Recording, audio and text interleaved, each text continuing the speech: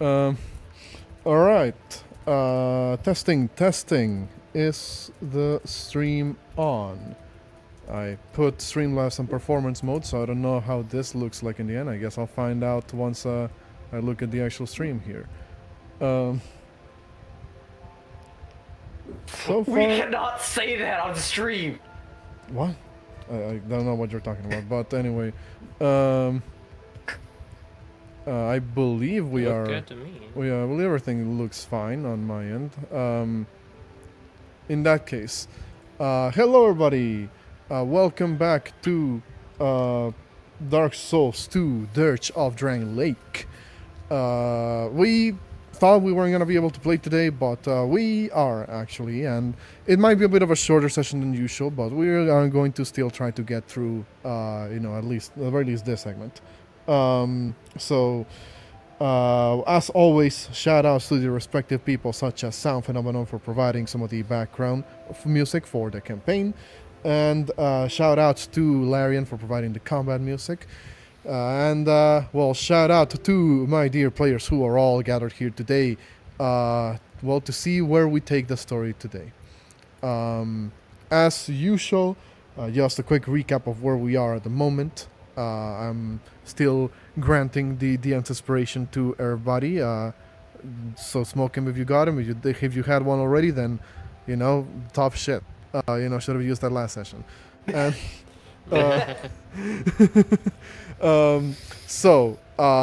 where we are right now at the moment, I hope that my audio is coming through.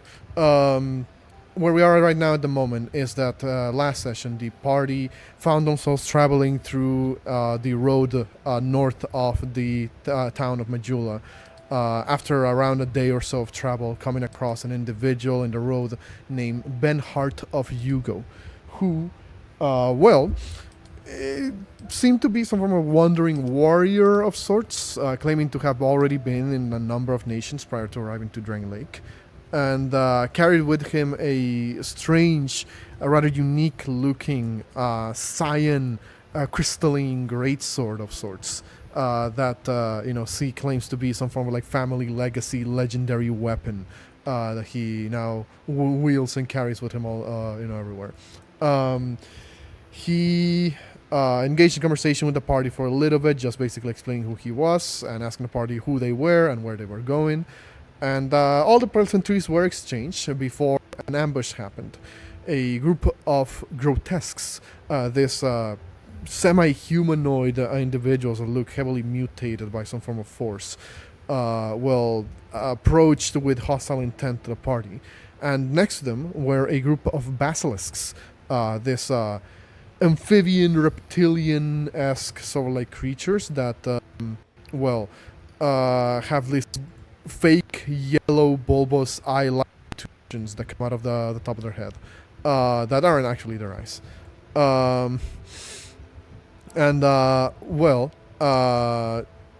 Since I forgot, shout outs to to our mod as well. Sorry, I'm reading the Discord chat just now. I can't read the Discord chat when I'm on the stream. Anyway, the point is that the party engaged in combat against the Basilisks and the Grotesques. They defeated them and then convinced. Nearly getting petrified. There was a bit of a hiccup here and there. Some of the party almost got petrified. But they defeated the Basilisks, and now they have Benhart with them traveling along the road to the capital city of Drangleic. So that is where we left off at the moment here. I need to clarify though is just how long you guys have been traveling, because you have been moving at a relatively slowish pace. Not a slowish pace, but like normal pace, shall we say? Because though you do have a wagon, as it were, you can't really rely on it for transportation too much. Because there's just a number of you guys around. There's just too many of you. Let me just make some quick calculation here. This would have happened towards the end of your first day of travel, actually. It will take you roughly 4 to 5 more to reach the capital of Drangleic. Also, yes, welcome, Bruce. So, just throwing that out there, because it will mean that you guys are effectively getting a long rest in. As you are, I assume you're going to set out to camp. You can always try to take the detour to Signis' cache, but that's still a distance away. So that will mean exhaustion, march, basically, force marched. So, with that in mind, we come back to right here where we left off. As I will now turn the question to you guys. What are you going to do? Are you going to force the march to Signis' cache to take that detour? Or, just remain roughly around the nearby vicinity and take your camp here? Everyone knows what Atlas's opinion is on the matter at hand. Keep moving. We gotta set up camp. Are we still near the bodies? As in, would setting up camp here we did be say that you dangerous? guys, managed to get a distance away just to avoid any other creatures that could show up because of the bodies. Atlas would have also burnt them, got them into a pile and just immolated them. Fair enough. They won't One of the forest fire. tenants. Just Yeah, be fair. fucking sure. Then burn with Gilbert. Goddamn! Don't make the joke. No, he's gonna burn Razor. You did it yourself, right? You didn't do anything. Shut up, Gilbert would lay them beside one another, just to have them nice in a kind of burial. And then Okay. just leave-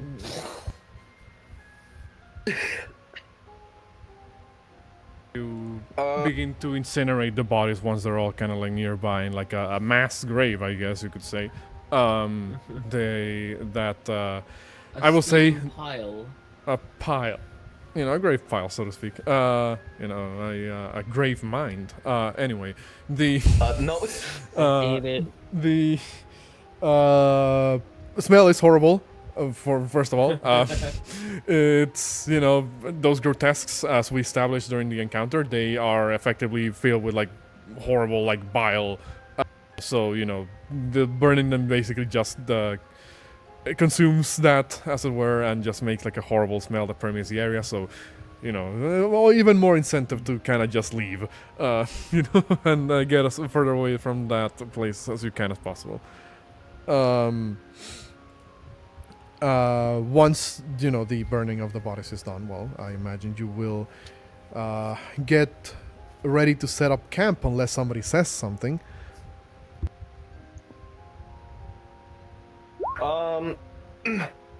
What's it called? I think we would still head to the cache eventually because kind of the reason we went this way was partially because of the cache. I mean, yeah, of course that's the reason why. It's just more a matter of when do we go there, and the answer is probably tomorrow. Every morning. Yeah, tomorrow. After we fucking slept. Signis definitely wouldn't fucking force a march, honestly. So in the end, that's kind of up to the group.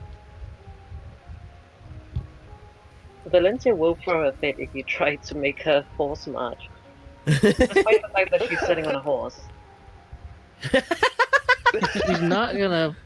Also, Ace ain't gonna force march Stussy, her horse. Yeah, 'cause, no. nah. Well, no. Signis would not force a march. So yeah, we're all sitting our asses down.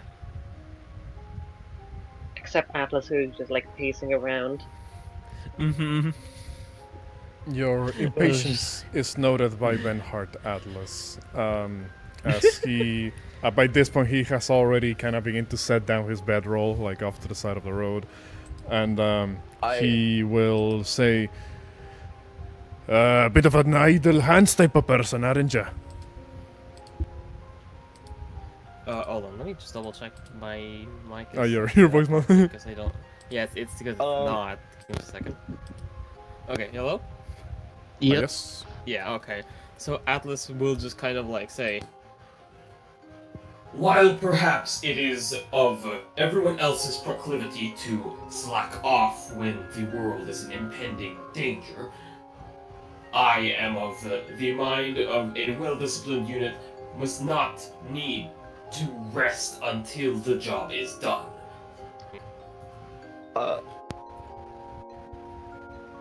As you say this, you will see that oh, I believe my Streamlabs is dying. While you say this, you will see that Vangurad kind of scratches his chin and he just goes, "Well, there's a time and a place to start, resting up. And well, as you may know, if you are a military type, well, a soldier cannot really just be forced into a constant march. They will be quite ineffective in combat if they are caught tired and tuckered out." What's it called? Like Atlas was just kind of frustratedly like, If we moved particularly faster and procured some way of getting to our destination immediately, then this would not be a problem in the first place. But I suppose that is not quite possible within the purview of our circumstances. It's because you're too heavy to fit in the cart. I don't believe that is the primary issue here. And we only got 3 horses.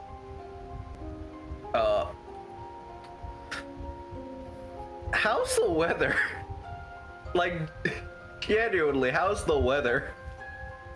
It is relatively alright. Relatively clear skies with like a handful of clouds here. By now it's nighttime basically, so you would notice like number of stars in the skies that make the whole scenery just feel a little bit more peaceful. This area around this segment of Drangleic is relatively heavy with like this light I say heavy, it has just like slight broom basically, slight fog as it were, but it's nothing super like obscuring of visibility at the moment.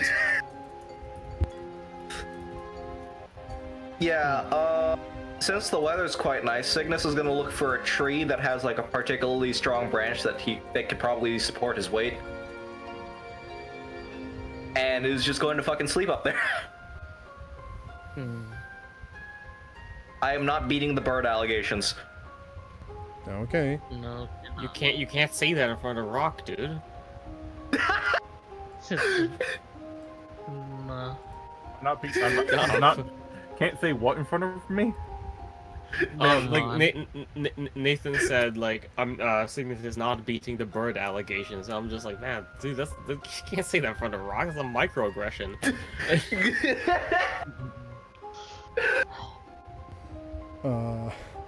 Well, I mean, hey, Signis, if you're doing all of that, just please do make me like a survival check to make sure you anchor yourself to a sturdy enough branch to not fall. Question mark, overnight. Okay. Let's see. I mean, hey, you may be wondering, why are you having me roll for something so petty? Well, there's a price to being cool. You need, if you're wanting to do the cool guy, I'm gonna sleep on a branch type of thing, you gotta work for it. Oh boy, my survival is a +2. It's okay, you got inspiration. Am I gonna end up using my? Am I going to end up using my my inspiration on this? Who fucking knows? Oh my god! Do you want to use your inspiration on this? No, Signis is gonna take the fucking L. You guys will all see as Signis, after maybe I imagine politely giving like a courtesy or a bow to you guys, will probably begin to slink into the shadows. You hear rustling as his silhouette moves up a nearby tree, and then you hear as a branch cracks, and you just see his silhouette fall, below, hit the ground. I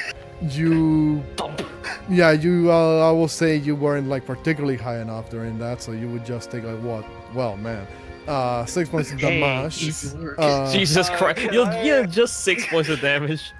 Can I cast Decelerate? It's not an attack. You can't decelerate. You can't decelerate yourself falling onto the ground. That's not how the spell works. Atlas is just gonna say like, If you are planning to kill yourself, please do so before we get to your cache. Before, after, Jesus. Bushes is on that one. Signis is just gonna say, I misjudged the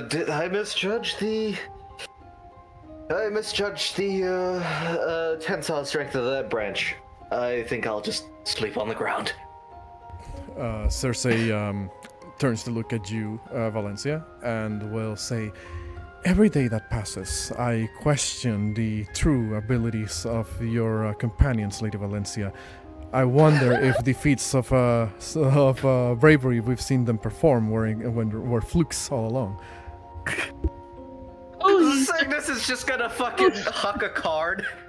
Or like fucking thought into something nearby. Valencia would just respond, just like, quite possibly. Okay. Okay, there's one thing we ain't doing is no fluke. And that's not have no flukes. It is pure skill and finesse. You say that. Finesse? On the ground. Oh, go ahead. As Somebody, Signis is just laying against this fucking tree. Let's go. Like Atlas just said to like Ace, like, Finesse? Yes, you don't know what the word finesse means? I am not quite sure that you understand what the word finesse means, if you were defining yourself by that term. What's that supposed to mean, you bucket of bolt? Well, This rebel of ours is a bit closer to a sledgehammer, I must say. wait, what was the first bit of that sentence? This rabble is close to a sledgehammer, I must say. Like like Atlas will just kind of like say like, I believe the first line of evidence is the fact that you often refer to me as a bucket of bolts.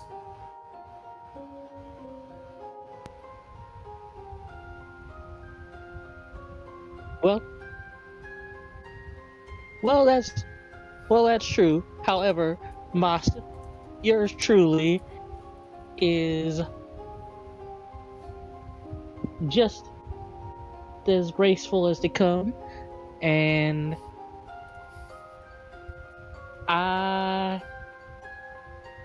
then looking at Cersei, and I, for one,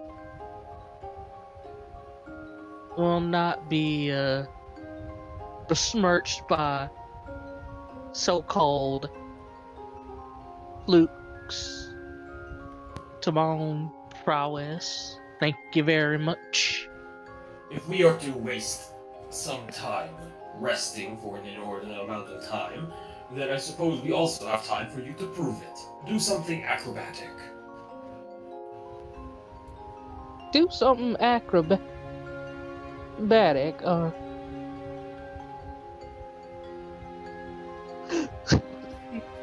Ace looks like... I don't know why.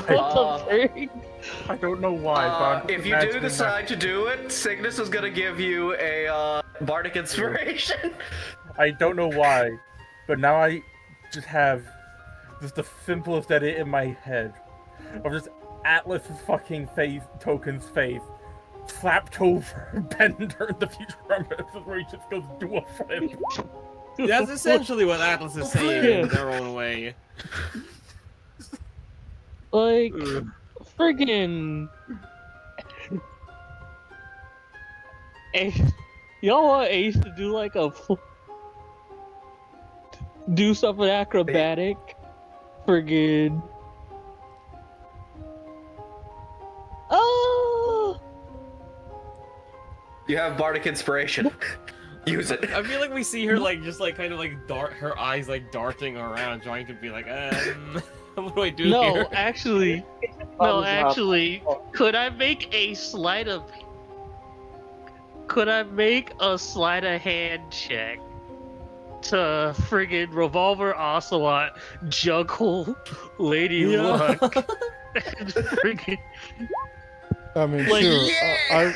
I would say, like, you know, by default, you can probably do it without really thinking because, you know, you can, you know, you're experienced with your weapon enough to do that. But if you want to really make it, like, you know, flair and dramatic and stuff, then yes, I will ask for a sleight of hand. Mm-hmm. So, Ocelots are proud creatures.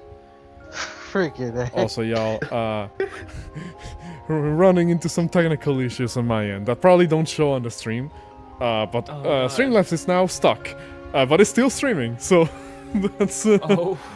So I don't know what's happening there. I guess what this means is that I just can't tweak the stream anymore. But it is what it is. What's your we love party? streaming stuff. I really wish I had a more powerful rig. But hey, you know, it is what it is. Yeah. But with a 22, I'll say that is, you know, very impressive. What exactly were you trying to do? Like anything specific you were trying to, like, you know, do with the weapon? So here's Toss 'em up the and, like, swap to the other hand.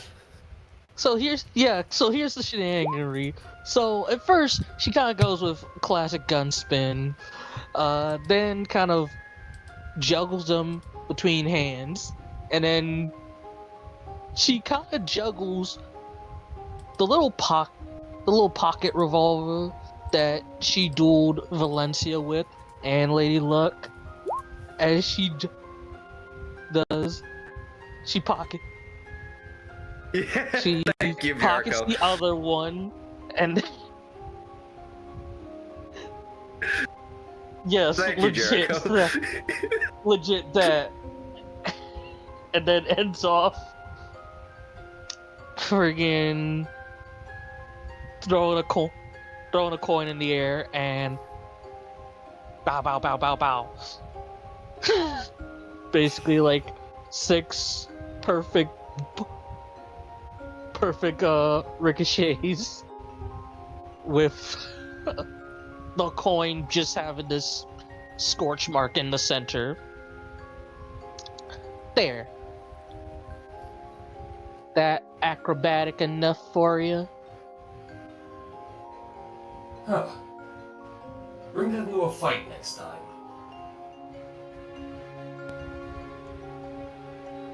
Wait, say that again. I couldn't hear you.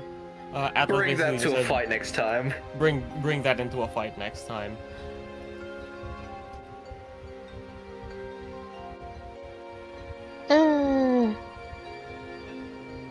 Some of these monsters ain't worth the good old slick shot pizzazz.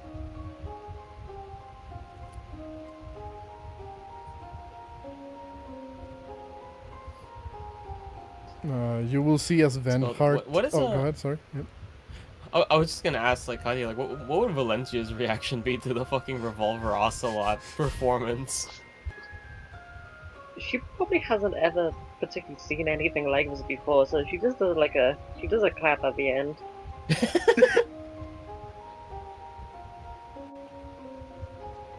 That's true. You can't really do that with a fucking crossbow, can you? Yeah, no. No, you can't. They don't have a trigger guard, so you know, you can't really do that. As far as I am aware, most crossbows don't have like a trigger guard, so. Yeah, most crossbows don't. Hand crossbows in D&D do. So it's kind of tricky though, because it's freaking bulky. I will say Benhart on his end, like he looks over and says, "That is a mighty fine trick you got going for you, lass. Don't believe I recognize a type of weapon. That looks like a very strange type of crossbow." Close. Something like that. It's more so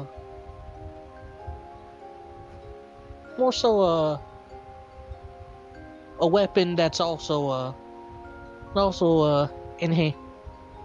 It also channels a bit of magic. bit of magical energy, aside from its own shots and whatnot. Signis is gonna get up from the position since like the party's like convenient center and says, "It's been a while since I've done it. Does anybody mind if I do one of my usual performances for entertainment purposes?" Benhard looks at everybody. Well, Go ahead. well, guess we'll have dinner and a show then. Eh? Alrighty. Signis isn't gonna do like the stories, but he is going to do like an acrobatics with a pyrotechnics display. So do I roll like acrobatics or do I roll performance? Can I help with this performance What are you going to by do? giving a sphereful music with my war drums? I always forget that Shieldbearer has proficiency in drums. Yeah! Sure, I'll say you can provide advantage, I guess, to some extent. So you can roll again if you want to, Signis. 28. Alright, that's still pretty good. You begin to do your usual sort of like, acrobatics, I guess. Channeling occasionally your own magics to, do your, I guess, pyrotechnics as well. Also, yes, we woo. The crossbow also does have the pokey bits on Thankfully. the side, so you might get jabbed by doing the spinning tricks. So you begin to use your flame, your radiant fire that you're able to conjure up through your magic, and all in all, the performance probably lasts for like a couple of minutes, but you're able to pull off a very fluid combination of magical and physical arts, basically, all the while being backed up by the tempo setting works of Shieldbearer's war drum. And Just the fucking One Piece theme. I don't know how the One Piece themes goes because I don't watch One Piece. Not that one. The one from. Yeah, sorry. You probably don't know. It's fine.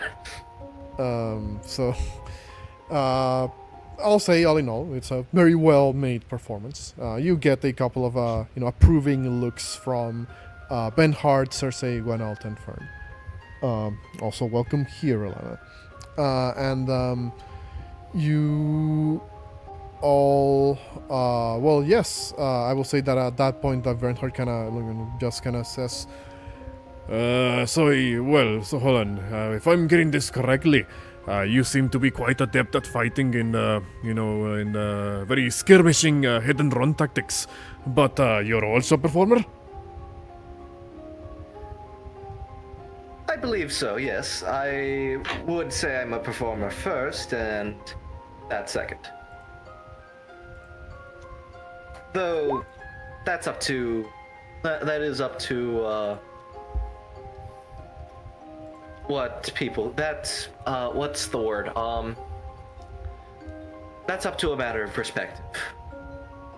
There you go. That's the word. Ah, the good old from a certain point of view argument. I respect it.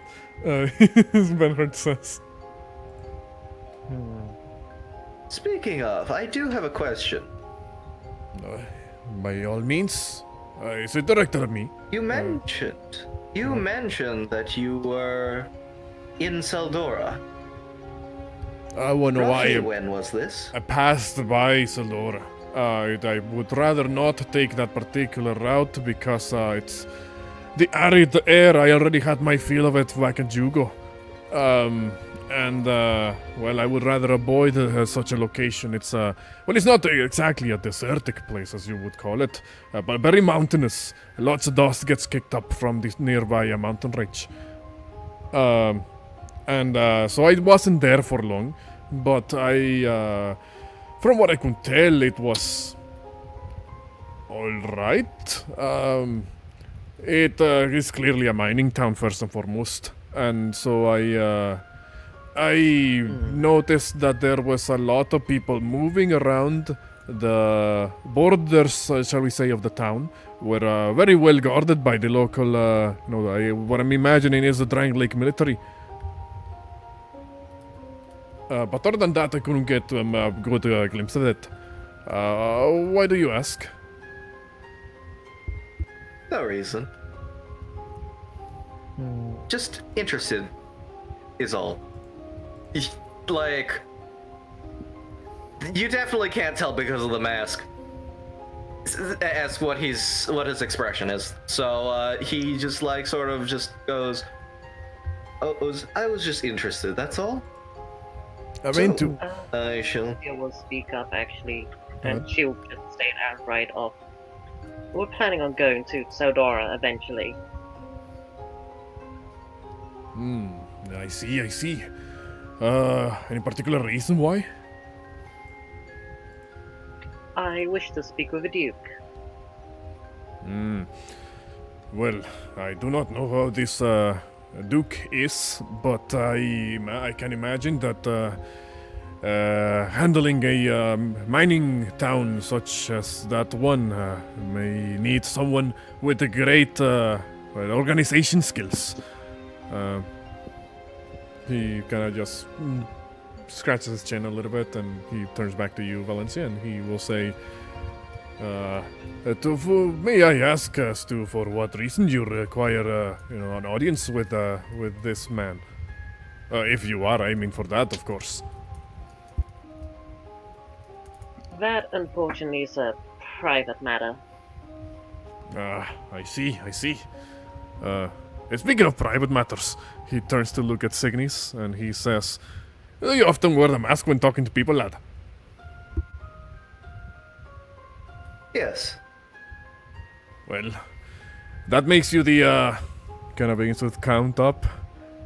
Makes you the third masked warrior that I've came across during my travels. Interesting. You know any other masked warriors you've bumped into?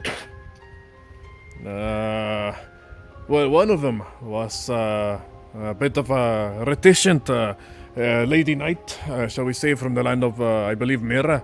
I believe her name was Lucatil. She... yes, we know of her. Oh, I see. A small world this is. Yes, I came across her for a brief period of time, but we didn't really engage in much of conversation. She seemed like quite the closed-off lass, but the other individual that I found, well, strangely enough, also from Mira, a warrior by the name of, what was his name? I believe his name started with a C, but I cannot remember the full name right now. However, the man looked like he was a man on a mission. Do you know what they look like? They Wore look like with the mask. wore a dull gray chainmail armor with blue cloth draped over it, bearing the symbol of the Knights of Mira. He actually does show you the symbol that he's referring to, because he has a segment of his armor. As I mentioned before, his armor seems to incorporate designs from many different regions. You do see that he bears the crest of the coat of arms of the Knights of Mira somewhere in his armor. It's not like, immediately noticeable, because it's kind of very faded. It's clearly like a very old version of the armor. But he does show it to you. It looks like, if I remember correctly, it looks like a very minimalistic design version of like a deer with antlers. Or like a stag. Out of almost, character, I know who this guy is. In character, yes, but he has no friggin' clue. Yes, but don't spoil it for everybody. And I've sworn secrecy. Make a roll? I mean, what are you trying to roll here, Silver? If I have heard of such a warrior by that description. I will say that nobody really would be able to immediately identify just based on that descriptor. Because, well, you mainly because, like, it, I will say for you at the very least, it doesn't immediately ring a bell as someone famous. You believe if this is a wandering knight, they likely haven't built enough reputation for you to have heard about them. And yes, exactly. The ground beneath Atlas being compressed the more they walk around, pace around. But They Benhard just will. keep doing that all night. By the time the dawn rises, there's just a fucking hole. It's just like a trench. Benhard will just look over at the AR and will say, "Lad, you keep doing that. You're going to make this soil. You're going to make this soil barren by the end of this." What's it called? Atlas kind of doesn't, like, stares a bit, but just doesn't really, like, respond. But, like, I suppose those with, like, high passive perception could just kind of hear them kind of mutter under their breath, like, essentially some form of scorched earth operation. Muttered that so low that the voice filter didn't activate. I didn't turn on the voice filter because I knew it wouldn't come through. Yeah, no, If I did. that's fine. That's fine. I love it. And Benhard just kind of like scratches his head. By this point, he doesn't have his helmet on, which is like that sort of like a grayish. I keep forgetting the specific style, type helmet that this is. Where's our medieval expert? Katya, what type of helmet that is? That kind of helmet, it looks vaguely Norman, except for like the side bits, which would indicate that specific armor design. It vaguely resembles like a winged hussar helmet, but like without the faceplate. Like a nasal helm or some sort. Yeah, it's a nasal helm with like cheek armor essentially. Okay. Well, for the sake of brevity, I will just refer to that, say, nasal helm in that case. He puts the nasal helm like over to the side. You notice he also has like relatively longish hair that he kind of has tied into a like a bun, basically, like behind not in the back of his head. He, same as his beard, his beard rather. It's very sort of like turning grayish, kind of matted a little bit in places, like indicative of his life constantly out there in the road. He will just kind of, at this point he has like the helmet off to the side, and he says, "Well, don't know about the rest of you, but I think today has been quite an eventful one. Don't know exactly how long we have left till we reach the capital, but I would prefer to approach that particular leg of the journey and with a clearer head." That's fine. Yeah, we'll kind of begin to lean back a little bit on the bedroll. But one thing you notice is that he never lets go of the weapon. He has it very well and truly strapped to his arm. Every as he's kind of like laying down. He will. Yeah, I can respect it. I imagine him like Alright. sleeping like arms folded, arms crossed, specifically around the weapon. But even if you took his arms off, you would see it's like strapped to his chest, like the guys who strap babies to their Baby chests. Bjorn? Yeah, Like exactly. a baby Bjorn? Kinda. Or like how some folks in the army sleep with their weapons. Yeah, basically, it's kind of like that. Just like the greatsword equivalent of doing so, which I can't imagine that's particularly comfortable. But You'd be surprised. But he's go ahead. Yeah. Signis is going to hand over like one of his packs of rations, which is honestly just like a bundle of freaking venison jerky that he made a while back. Worry not, lad. I have packed enough for the long journey ahead. Think of this as a gift. Well, appreciate it then, lad. And he kind of just tucks the ration, like also wearing his backpack. And he will say, now you don't mind. I would prefer to get a little bit of shut-eye here. I'm trusting you that you wouldn't slit my throat in my sleep. He can just, chuckles a little bit at the thought of that, I guess. Super would say about that. What do people want for guard? I don't mind taking first shift. I don't mind second My shift. fucking mic was muted.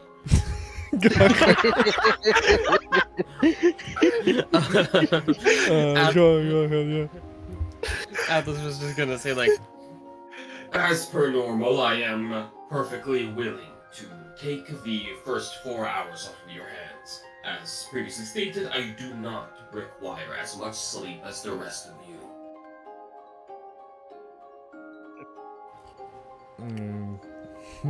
Benhart kind of raises an eyebrow at that, and he just shrugs and is like, okay. Super would say, could you then take the last 4? I'd rather have one big sleep after my watch. Atlas is going to stare at you for a bit in a sort of way that, well, obviously, again, unreadable, like much like Signis. Fucking hell, man. But they're staring at you like they're kind of like, but Atlas just kind of will slowly nod. Thank you.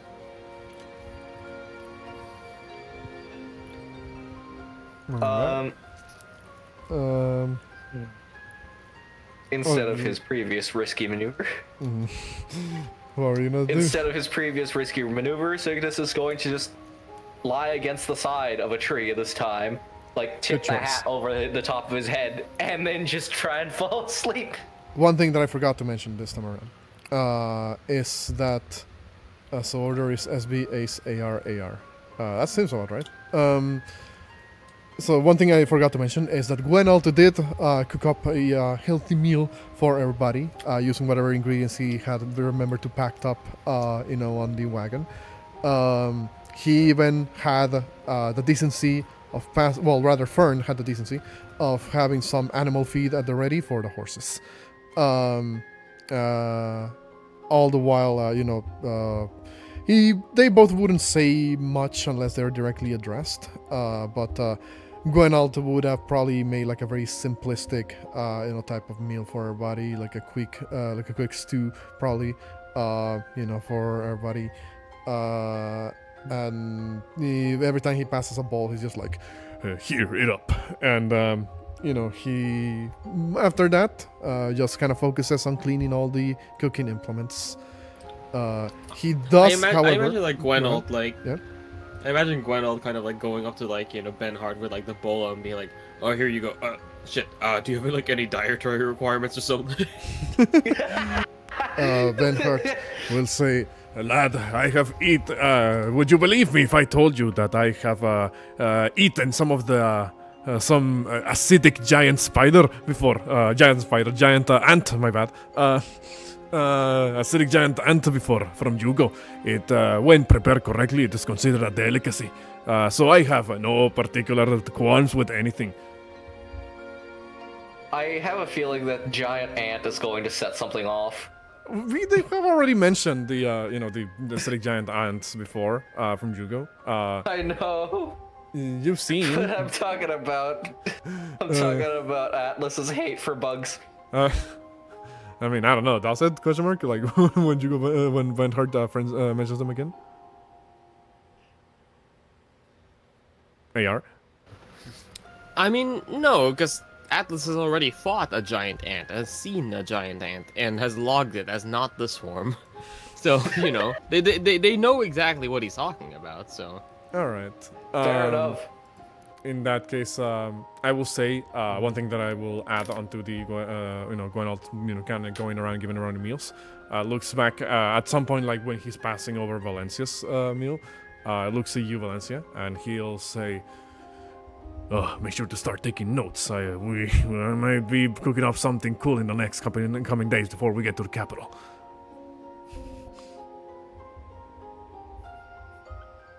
Sorry. I Saying didn't this is hear taking that. notes.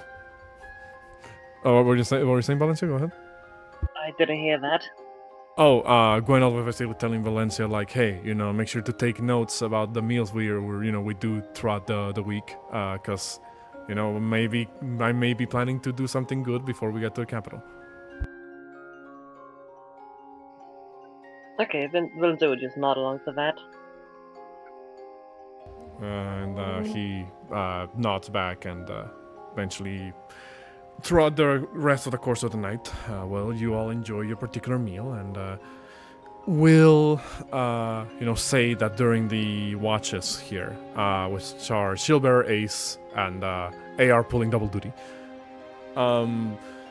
nothing particularly interesting happens throughout the watch. You basically already had your random encounter for the day, which was the the encounter with Venhart. But so the night and the watches go swimmingly, unless anybody wants to do something. I will say we can move to the next day. But go ahead, yeah. Ace would probably, after like dinner, she'd probably talk to Fern, because she'd been meaning to ask him something. Okay. I'll say you find him as he's already kind of made sure that everybody is ready to turn in. He had finished giving the feed to the horses, and you see that he's currently in the middle of just general equipment maintenance, just making sure that everything is still polished or in good form, all of that good stuff. Ace would kind of walk over and say, alright if I have a chat with you, Fern, if you're not too busy. Lady Ace, I believe I am just about done with verifying the integrity of the equipment. So, what perhaps are you seeking to ask? No need for honorifics or anything. I ain't a knight like Val.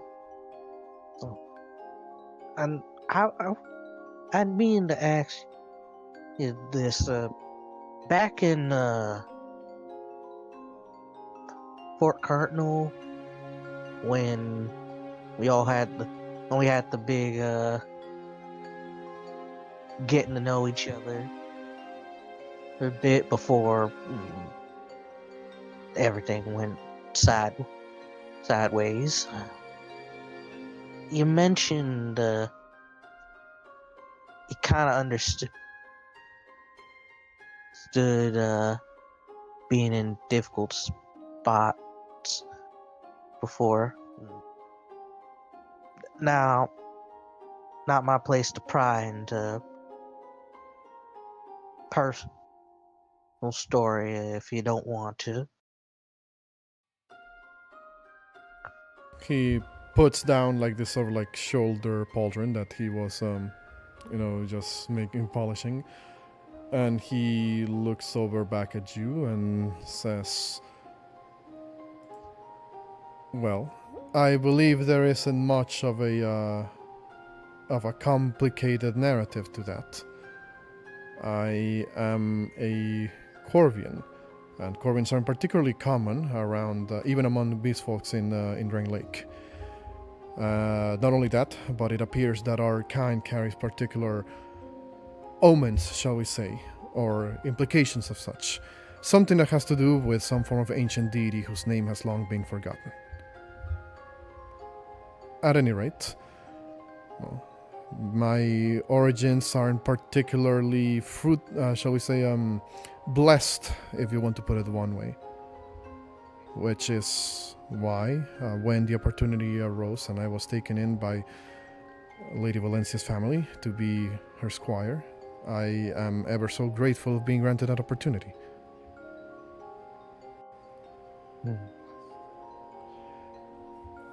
I will say, however, seeing as we've established that you are not from Drang Lake, I can't imagine that we will, well, forgive me for saying this, but I have never met someone with your particular background before.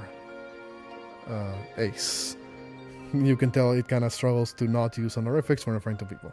And he says, for one, your weapons of choice are, I don't believe, anything that I have ever seen in Drang Lake before. Your, shall we say, particular accent, way of vestments, and, well, stories that you often regale the rest of the group with are also not anything that I've ever heard before.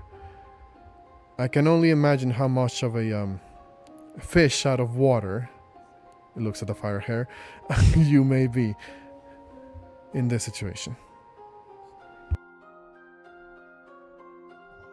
Well, it's What did we lose? it's one. Oh, who dropped? We lost I Rab. have no idea. Damn, Rab left. We lost Rab. Oh, Rab. Oh, Well, go Well, well, when you come from another,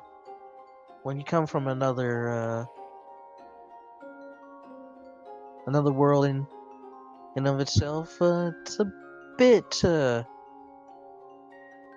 jarring, trying to get used to the being in different space and all. Now, granted,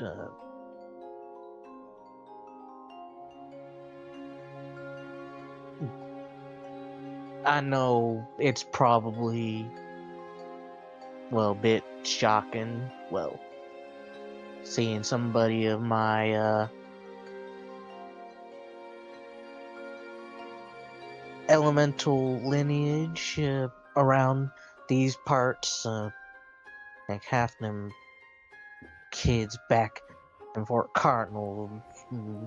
To be Ace kind of grumbles. To be completely honest with you, Ace, the only stories I've ever heard of, well, beings made out of flames are those that are told about in ancient lore regarding, well, demons. Looks at you and says, of course, you are clearly not that. But I don't believe the average citizen in Drang Lake will know that right away. Either that, or as it has happened recently with the meetings with the local guardsmen, they may think of you as some form of adept pyromancer. See, that's the thing. Just because I inherently know a couple of different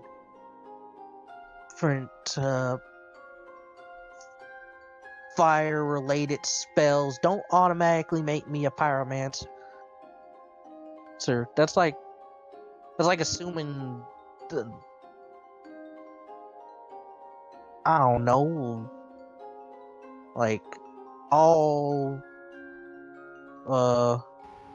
That's like assuming Atlas is a metal worker. I mean, assuming that Signis wears a mask and is a performer. Like Valencia is a dragon and is the shield bearer is. Like Ace kind of thinks without trying to be insensitive, and then kind of thinking of something like, well, it'll be kind of. It'd be thinking, I don't know, like assuming that any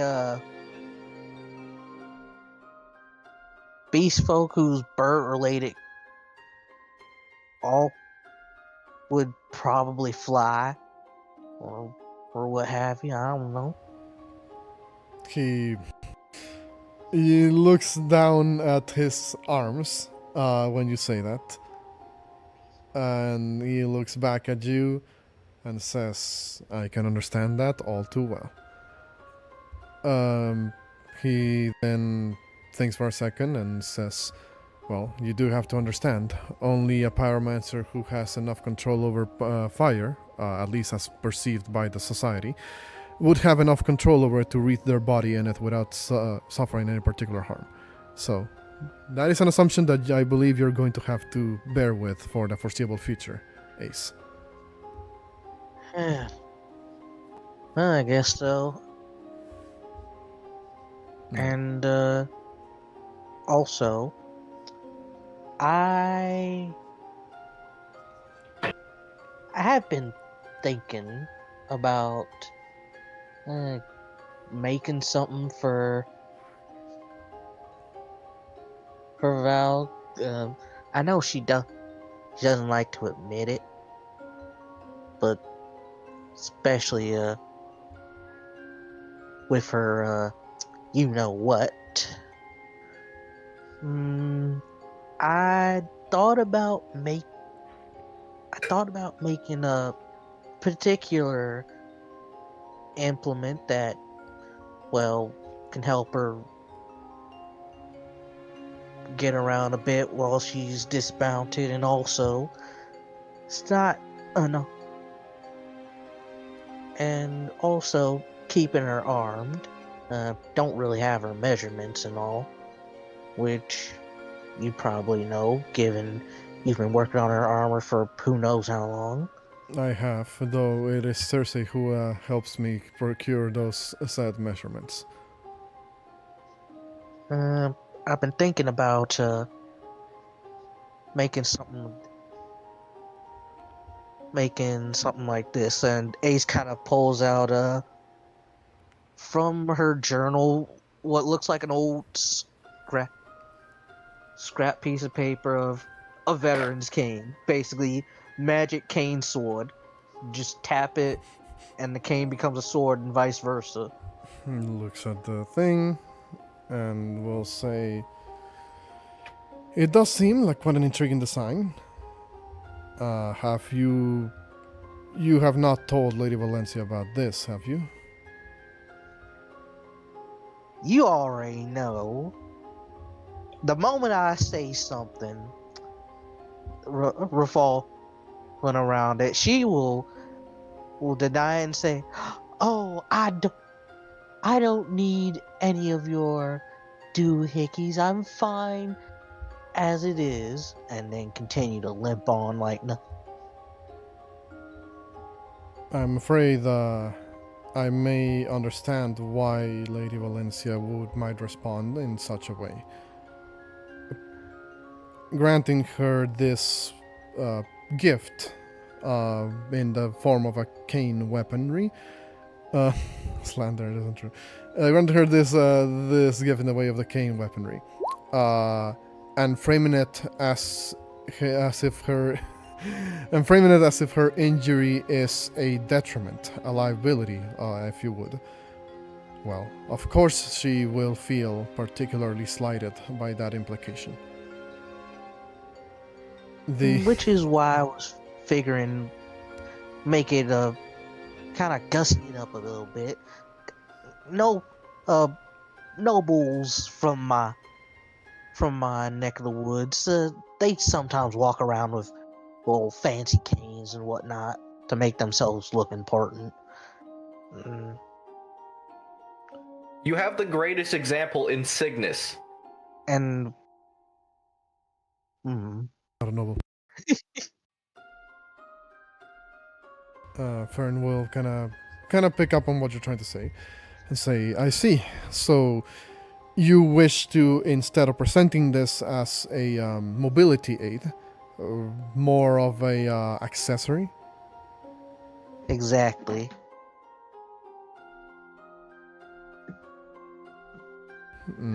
And I think like even though it would make sense in theory, Silver is very aware that they're disabled. Yeah. Exactly. But you know, Valencia is too proud to admit that there's a flaw. Uh, Fern, you know, or rather to see it as a flaw. Rather, that's what I mean. But surprise, you have sugar. Yeah, exactly. Fern will. Yeah, actually, that's where I was going to lead with Fern. He will say, in that case, framing it as a surprise gift would probably be the best approach in this case, I believe. Perhaps making it look, well, more visually appealing rather than entirely utilitarian. It may be a way to go about it.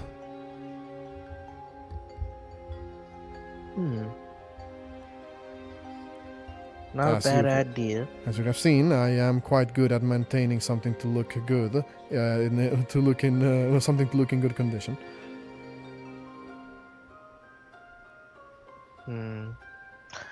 Probably have to find a spot over in the capital to work on this, because she might get a bit suspicious if we're working on this on the road. I suppose so. In that case, well, I can point you to a number of different workshops in the capital that could perhaps assist you in this. And he will begin to kind of like list down a number of different like locations and locales in the capital.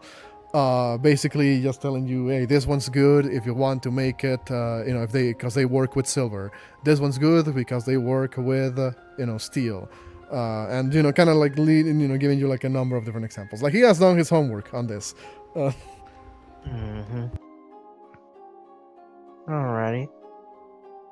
Well, I won't keep you too long. Have a good night. And you as well, Ace.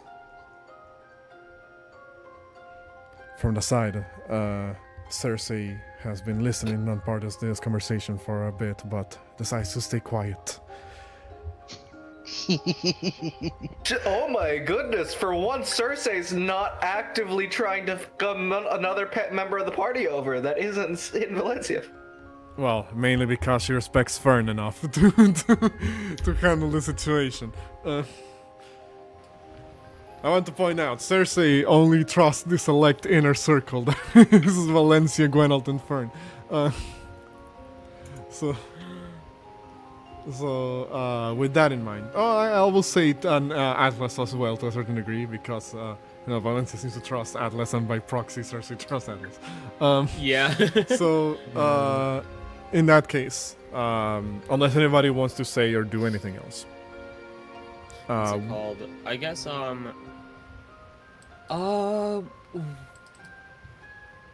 this is more like for when, like, Ace goes to sleep and Atlas takes over, but what's everyone's passive perception?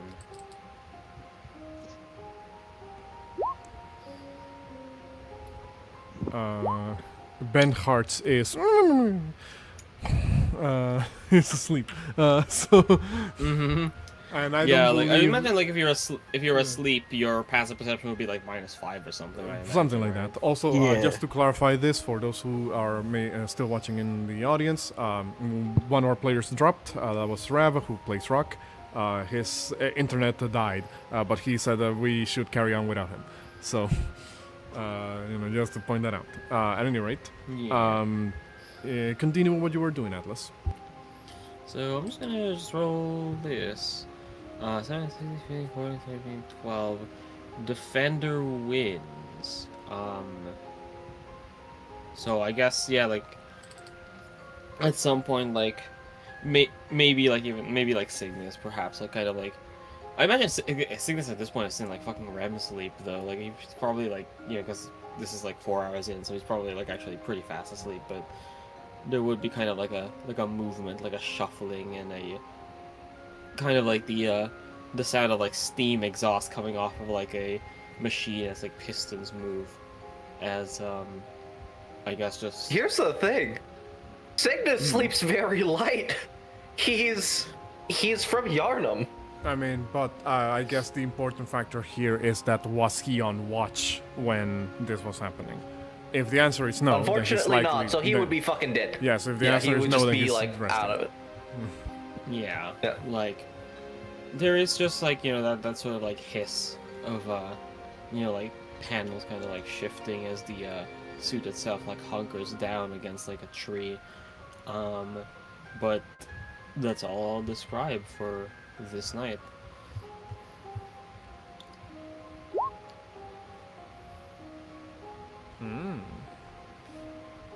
It's not my turn. Okay. I mean, hey.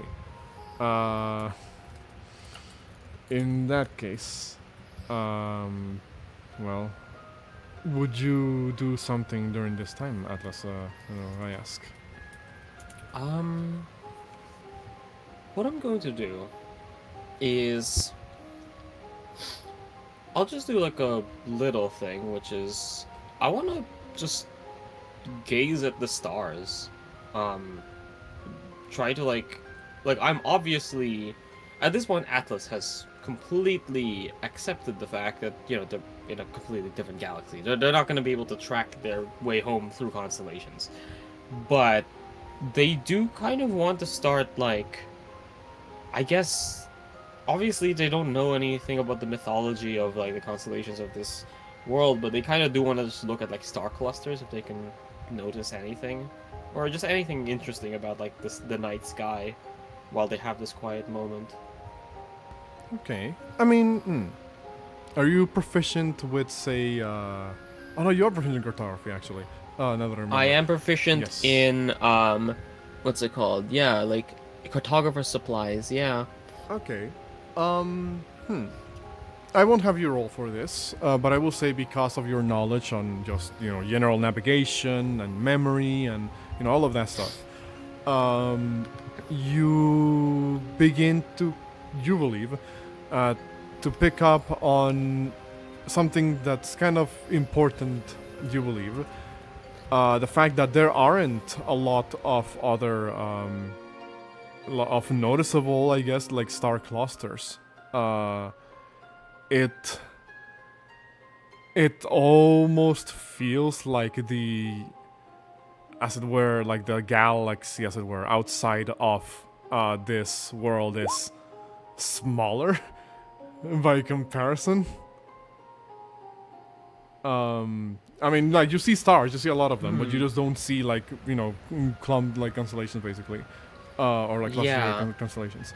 Well, rather not... Let me rephrase that. You don't see any that you believe are particularly large.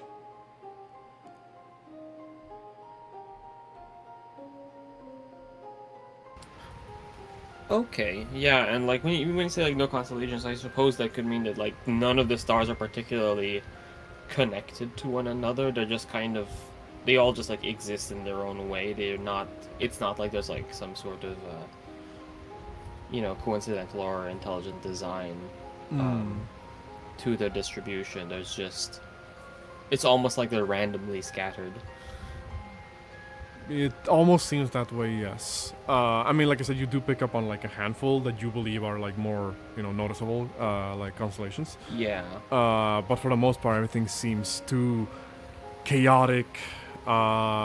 Is to put it one way. I guess to put it in terms that Atlas would probably think of. Entropy, destruction. No, the effects. Yeah, like a very entropic universe. This one seems to be. Yeah. Interesting. Yeah, Atlas will just be stargazing a distance away from the party for a while until dawn begins to break and they will return to sight. Okay. And dawn does break, and the sun does rise. As time passes, light pollution. As time passes, the light of the sun begins to shine once again on the world around you guys. Everybody, refresh your resources, hit points, spell slots, and the like. And as the morning sun arrives, the first few to get up that weren't already up, like Atlas, are of course the retainers. I imagine Rock as well, and Shieldbearer, and Signis, and actually everybody, probably except with the exception of Ace and Valencia. Or unless Valencia has like an early morning routine as well that she may do. But with that in mind, you guys all eventually begin to get up one by one. And I now ask you guys what happens now. Well, Shilberry goes to do his morning training, so like he leaves camp immediately. Well, he stays close, but yeah, he doesn't want to wake up.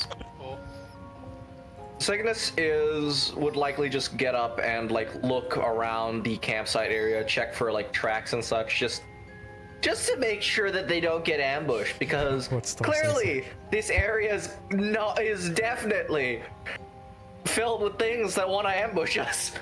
Well, considering we got ambushed. It is a very heavily what's it called? It is a very heavily forested segment at the moment here. The pathway doesn't really like clear too much until you're already like a little bit further like northwest from here. So yes, for now it is a lot of segments where visibility is blocked and anything could be hiding around the corner. So yeah, with that being said, then go ahead. Somebody was about to say something? I don't believe so. Well, in that case, No, go ahead, yeah.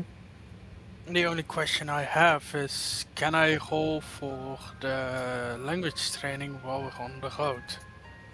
Sure, we'll say that will happen as you're on the move. It's gonna be a little bit difficult to learn something on the move, but I'll say at the very least, occasionally you may be able to like hop on the wagon, and Fern will be like, "All right, here's the deal," and that probably could happen at some points during the journey. And it may help a lot being on the road, because you can actively point to things.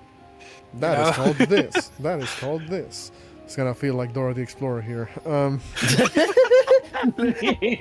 you say? Can you say? Pursuer, no pursuing. Pursuer, no pursuing. Shut the heck up. That reminds me. I need to keep track of the days here. Oh, god dang it. That's it. All right. Go ahead. Atlas will approach, like Valencia at some point, but like once we're on the road, basically. For now, Atlas is basically just waiting for everyone to fucking get their ass up and start marching. I mean, I believe that after a quick morning meal, which may just have to be rations, because there's still a long road to cover. Ben Hart himself, like he gets up, you hear a couple of popping of bones a little bit there, and he will kind of just cram it's an in check again, yes, and he'll say, "Well, open at them, I would say. Time is a wasting."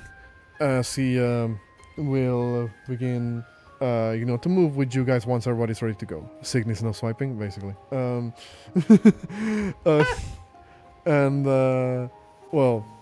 Unless anybody wants to do or say anything specifically before properly getting on the road, I will say you will get on the road. At least the detour to get to Signis' cache. Which, let me measure this out. Cash can wait. Can it? I don't think Signis wants that. I can't wait. To be fair, I think. Yeah. Yeah, to be fair, I think like it's just basically that, and then up this road, isn't it? It is a bit of like a 6 or so mile detour to the actual like cache location. Yeah. 6 or 7 miles. Okay. No. I didn't want to say that, but hey, old night is up. Yeah, basically. And I will say if we add on to the, you know, like detour, so I will say like 6 miles. I'm not gonna joke. Then pow, you take the road on the old aqueduct. That will... You will not get like super far today unless you do make a shut up. Unless you do make a forced march right around the area of the Great Aqueduct to get back on track. Yeah, that's fine. Like, on one hand, faster movement. On the other hand, money. Yeah, money's pretty good. Yeah, money's good, but also there's the fact of warns the peoples. I mean, we already decided to go to the cache. Fair. So, fair enough. And pushing for walking is not really the smart move, because the first thing that goes out of the way are my dashes. Well, checks. I mean, hey, also, you know, yeah, we have toddler humor sometimes, I guess, our dear mod. What's it called? I mean, hey, it's entirely up to you guys. I'll say with the detour included there, so that'll be like what? So that's 1, 2. Hold on, I'm just We're trying to losing measure. probably like half a day. Yeah, right? you're losing like a little bit under half a day, you know, doing that detour.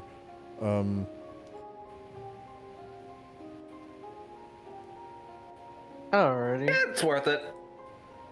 Money. As long as we don't Funny. get caught by no guards, we should be fine. All right. In that case, I'll say if you bring up the detour here to the party, Vangurad is not gonna say much. Like, this is clearly something that is your business. He's just tagging along. He's just here for the ride. So, you know, the detour that you take basically takes you a little bit deeper into the forested region here. It is very difficult for the wagon to follow at a certain point. If I remember correctly, I described to you, or rather you described to me, Signis, that Signis would have tried to find a particularly crooked tree to serve as a marking spot for the cache. Did I remember that correctly? Yep. All right.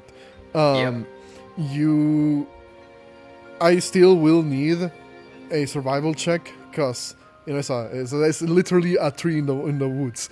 So I still will need a survival check to retrace your steps back there, unless you have keen mind, in which case fuck me. But you can you know, just remember the thing there.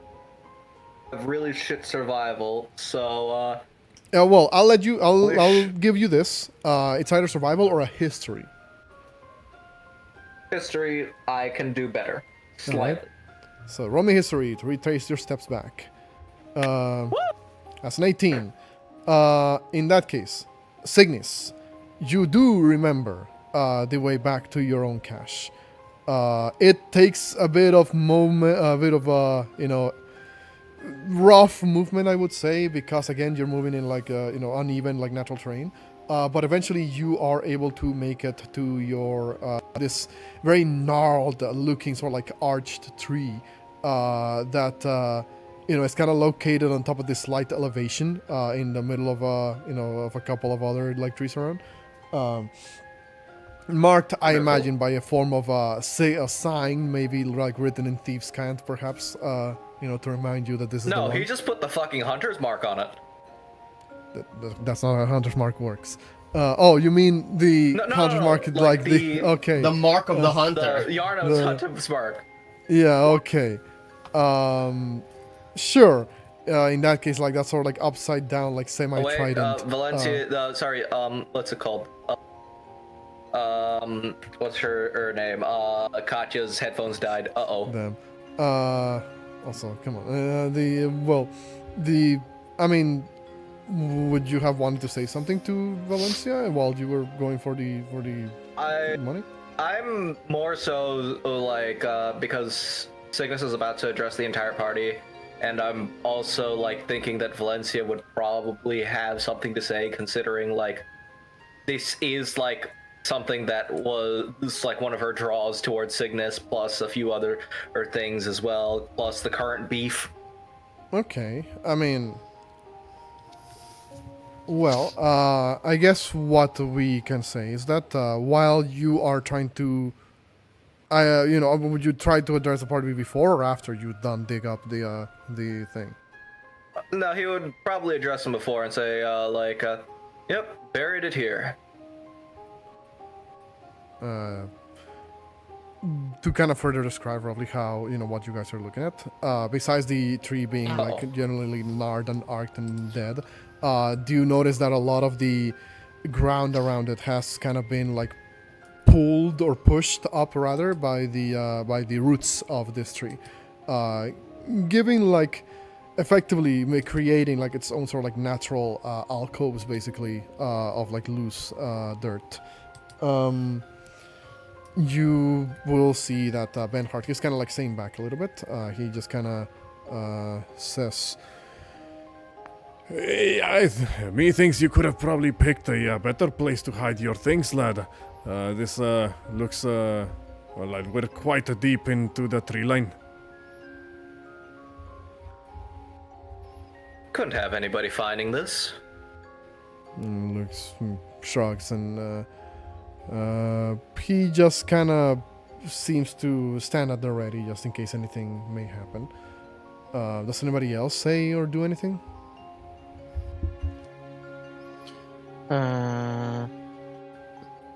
Right. Well, right. Pleasant spot for a buried treasure. For a treasure hunt there, Walker. Do you think it's even still here? Signis is going to shrug and say, only one way to find out. And realizes he doesn't have a shovel on him.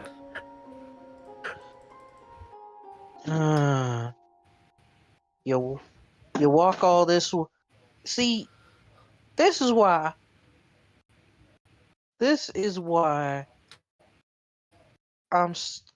I slightly given your field expertise. I'd assume you'd be more prepared. Ace grabs like friggin' crowbar.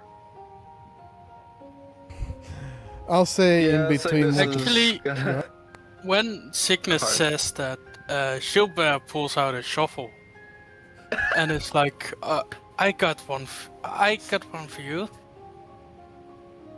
Good luck Thank digging. you. Do you mind if I borrow that? Not at all. Signis is just gonna hold his hand out. Can we roll to see if Signis catches it or if he gets fucking nailed in the head with a shovel? I was gonna say you catch it. I'm not gonna have you roll for that. But you are given the shovel by Shieldbearer, and you begin to dig in the spot that you believe you left it at. You left the cache at. And now that Kat is back, what is Signis going to say to the party as he begins to dig? If it's been undisturbed, it should all be here. So, Signis probably like would kind of go quiet while he like tries to dig, and if he hits anything, then he'll make another comment. Okay. You will continue your digging into the ground, and after I would say like the fourth or fifth, stab, I guess, of the shovel into the ground, you do hear a low thud as the tip of the shovel there impacts it is. There it is. It is, and Signis is just going to start uprooting it and say, "Would anybody like to help? I've already located the cache. It's right here." What's it called? Right where I left it. Atlas is going to just say,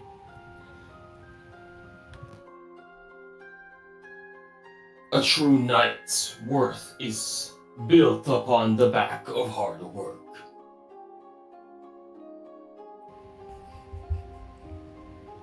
Is this to fucking pull Benhart into this or Valencia?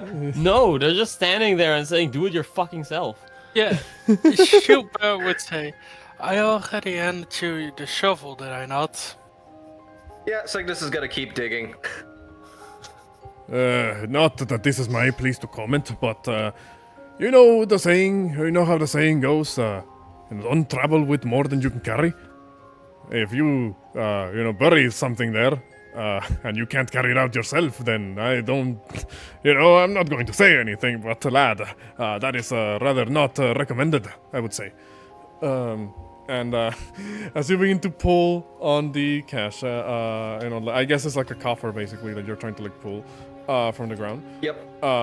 It's a little bit heavy, but you're able to eventually dislodge it from the dirt. You guys see it's a very plain looking sort of like I would say like maybe reinforced wood coffer that seems for the most part very unassuming. And Signis is going to boot the lock. You hit the lock and as it's on the ground and the lid flips open. I will ask you what we see inside, within reason. It is honestly likely just a number of like. It is mostly just like gold. It's just gold and jewels. That's the best way I can put it. Maybe like a few things that are like trinkets, but that's mostly what it is. Just to kind of help you further describe this, I would say the jewelry that you guys find in here is a very particular one to the region of Saldora.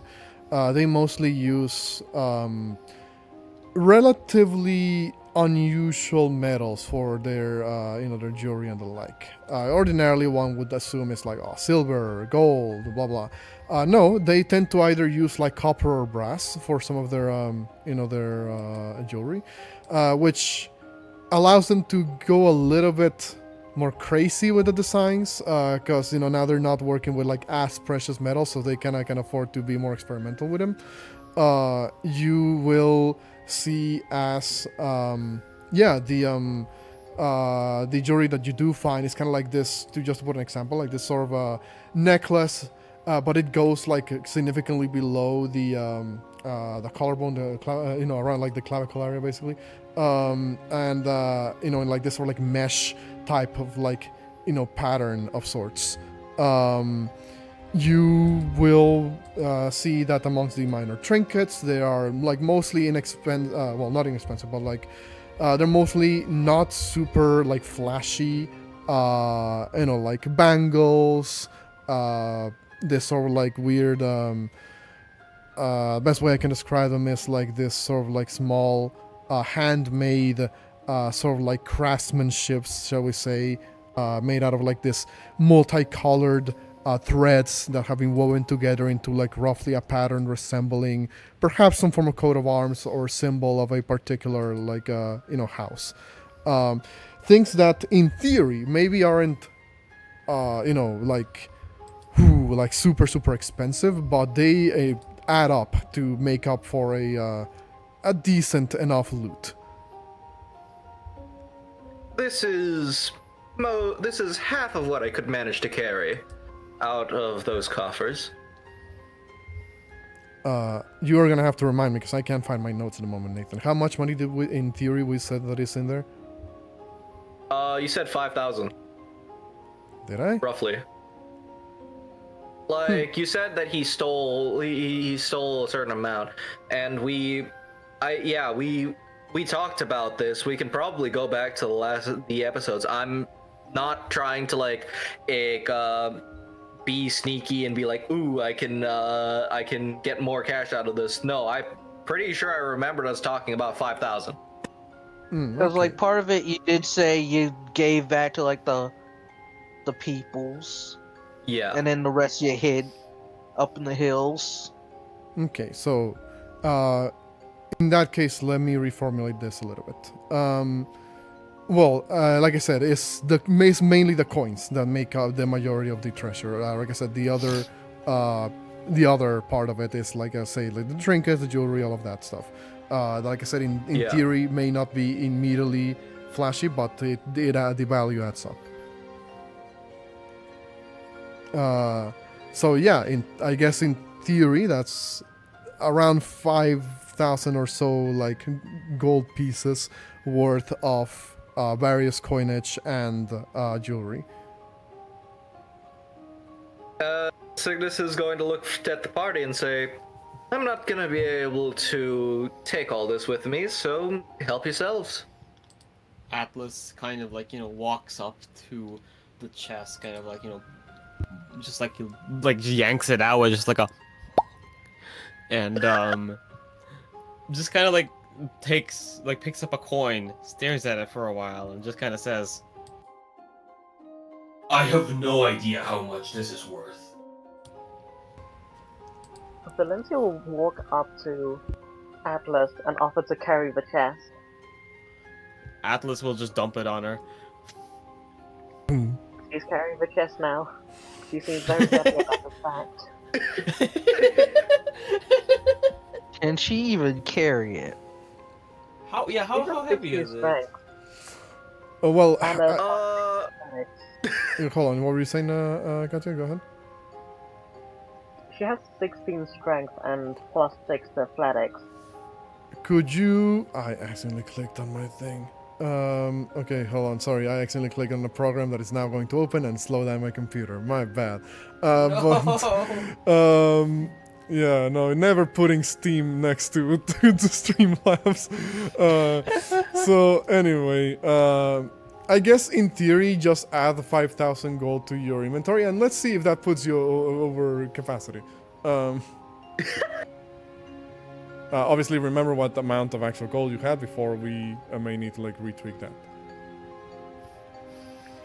Yep, it says overcarrying capacity. Valencia lifts it up above her head, and it's just like, yes, and it just immediately gets crushed. Basically.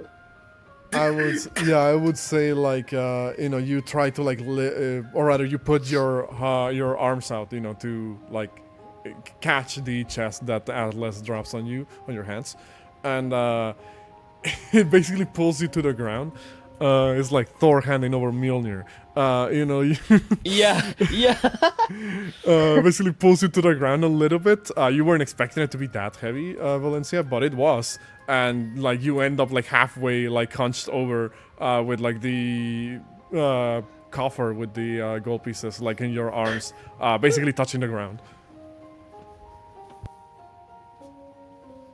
Okay, You maybe good there, a bit of Scales? help.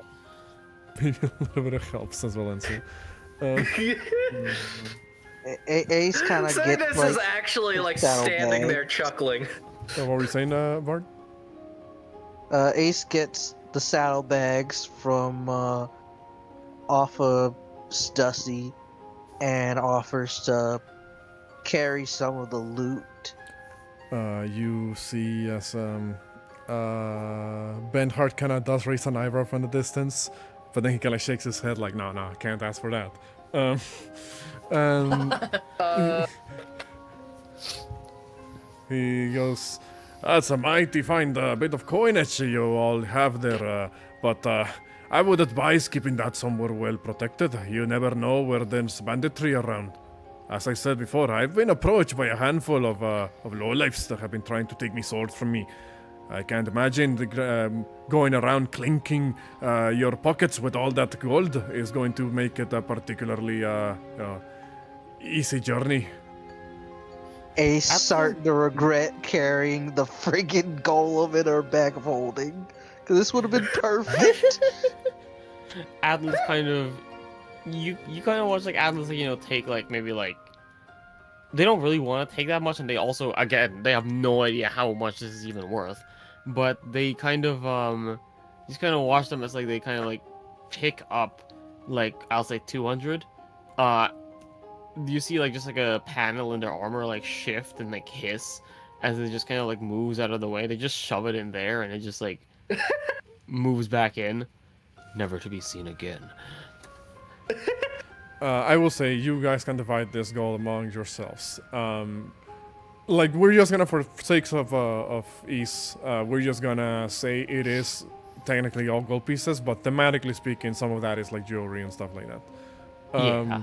So that is 5,000 divided by how many? Divided by 1, 2, 3, 4, 5, 6 of you. Yes, 6 of you. 833 gold with 33 coins remaining. It only takes 200 gold, so Oh, Atlas would only be- takes Yeah. 200? Yeah, because unless somebody like asks Atlas to keep more for like safekeeping or carrying capacity, Atlas isn't gonna take a lot because they just flatly don't know what the currency is worth, so they don't want to take a lot. Vangurad That can't even makes say the math a anything. lot easier. Yeah, Vangurad can't even say anything because this is not his gold. So it's technically not Signis' gold either. So Yeah. he will just kind of remain off to the Just say side. that, however. He's going to remain. He's going to remain off to the side and just kind of like say, though of course, if you want to learn to send some of that me way, I wouldn't be opposed against that. Well, Jericho, you're fine with Atlas only taking 200? Yeah, I don't mind. I mean, it's in character for them to just not really do Yeah. it, so yeah, it's fine. Go ahead. Signis is just gonna drop Hold on, Nathan. a necklace. Yeah, hold on, Nathan. I think Marion was about to say something. Go ahead. Well, even before Benhard says that, she'll would walk over, and it's like, you know, seeing how you're such a great help on our way to the capital, here's some pay. As he hands over 50 gold. Mighty kind of you, lad. Yeah, Valencia Signis is just gonna. like only 50 gold, and she gives him 60 instead. One up for sure. He goes, Signis is gonna like look for one of the jewelry pieces that he picked out for his share. That's probably worth around like 100 or so. Just drops it off in his hand. So I'm gonna take out 100. I wasn't expecting this much generosity, but appreciate it a lot. Gwynald kind of turns over to the side and he, to look at you guys, and he says, "Well, that's a lot of cash right there. But are we sure this is not?" I mean, he kind of looks at you, Signis, and says, "You're like a thief or something, right? So like, this is not going to be traced back to us in any way, shape, or form, is it?" Likely not.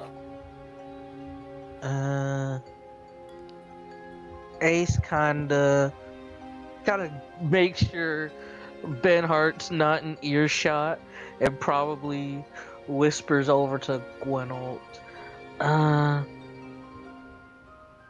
As long as it's not anything that's jewelry wise, unless you're looking for like a fence, not No offense. probably. Why would we spend money on a fence? We don't have a problem.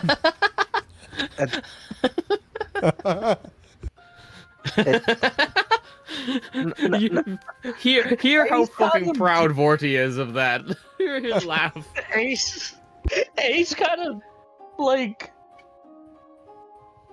realizing Gwenold has probably never had done no criminal activities.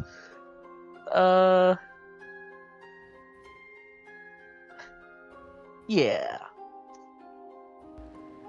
Alright. Ace, I was like, yeah.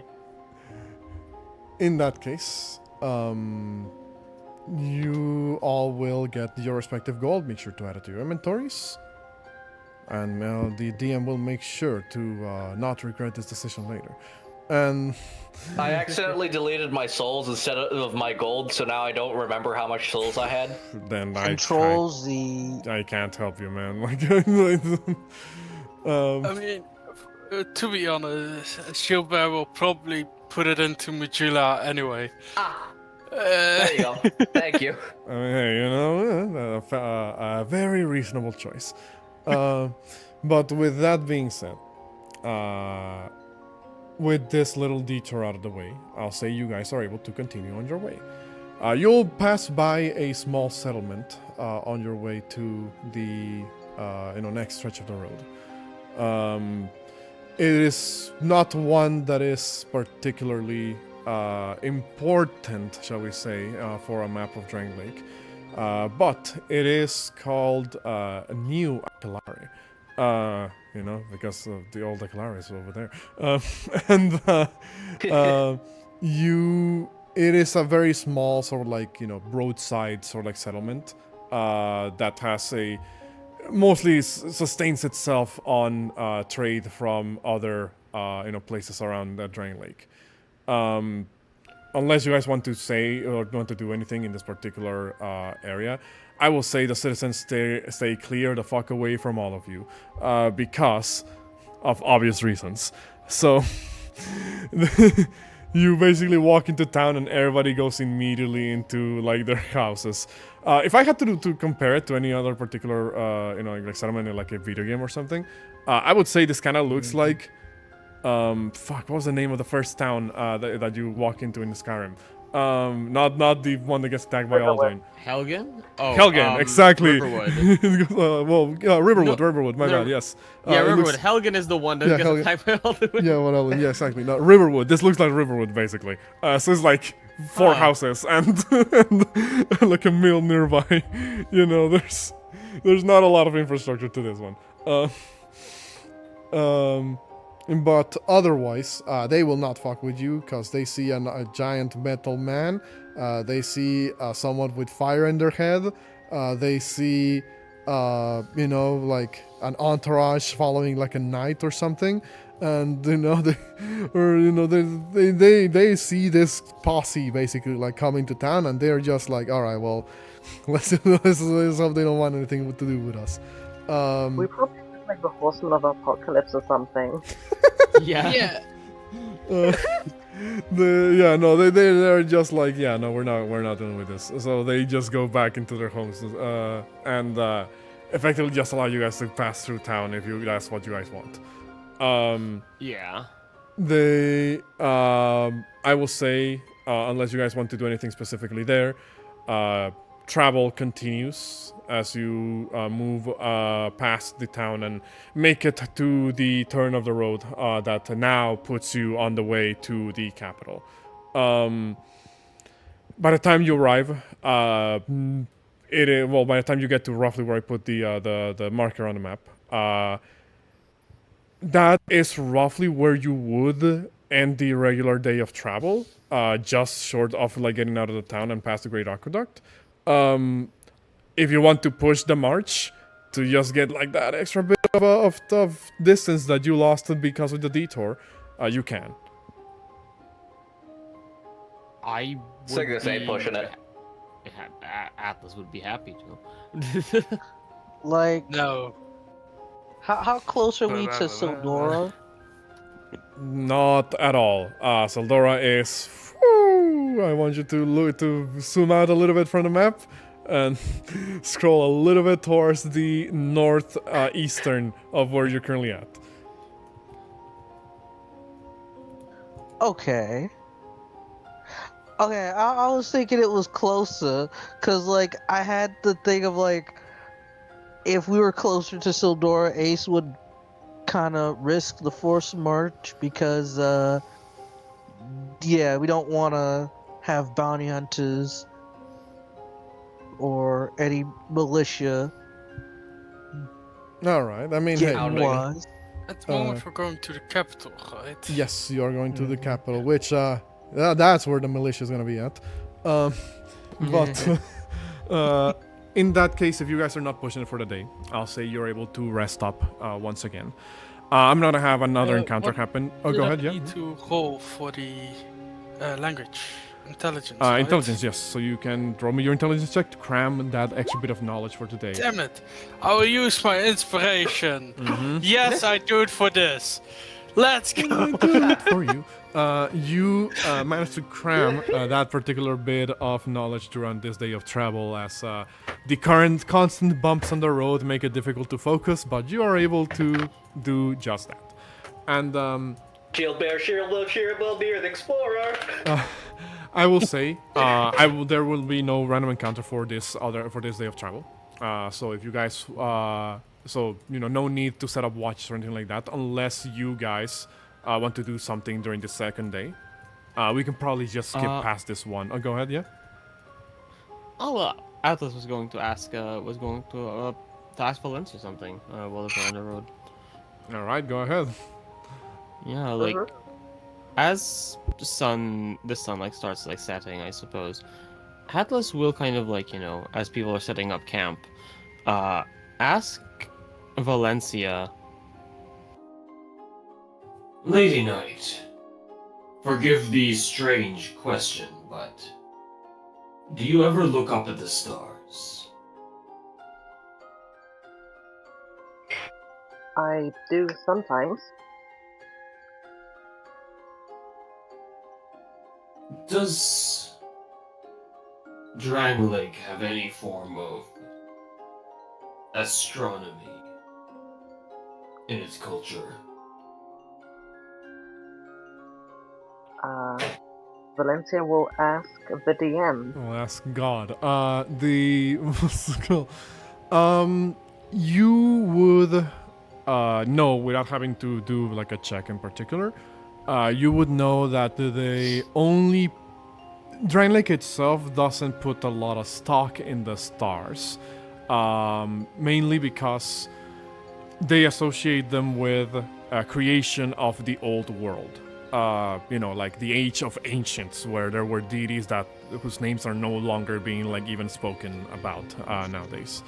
However, you would know, because you've probably heard from dignitaries who maybe were at the capital once or twice, that the study of the stars is more something that the astronomers, or astrologers rather, from Melfia, engage in. That's basically one of the things that you would know about this. Is something that is more so studied by another nation rather than Drangleic proper. Valencia will note that down then. Just say exactly that. And I guess you'll just say that she personally doesn't know too much about the stars, but personally she just finds them pretty. What's it called?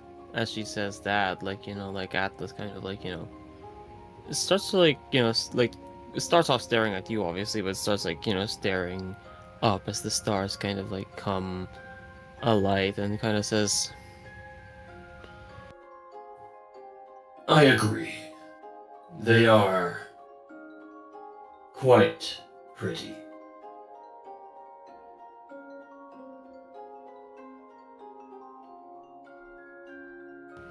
as the stars kind of come out, and Valencia does kind of see Atlas kind of slightly getting lost in them again, kind of just very much gazing up at them, studying them.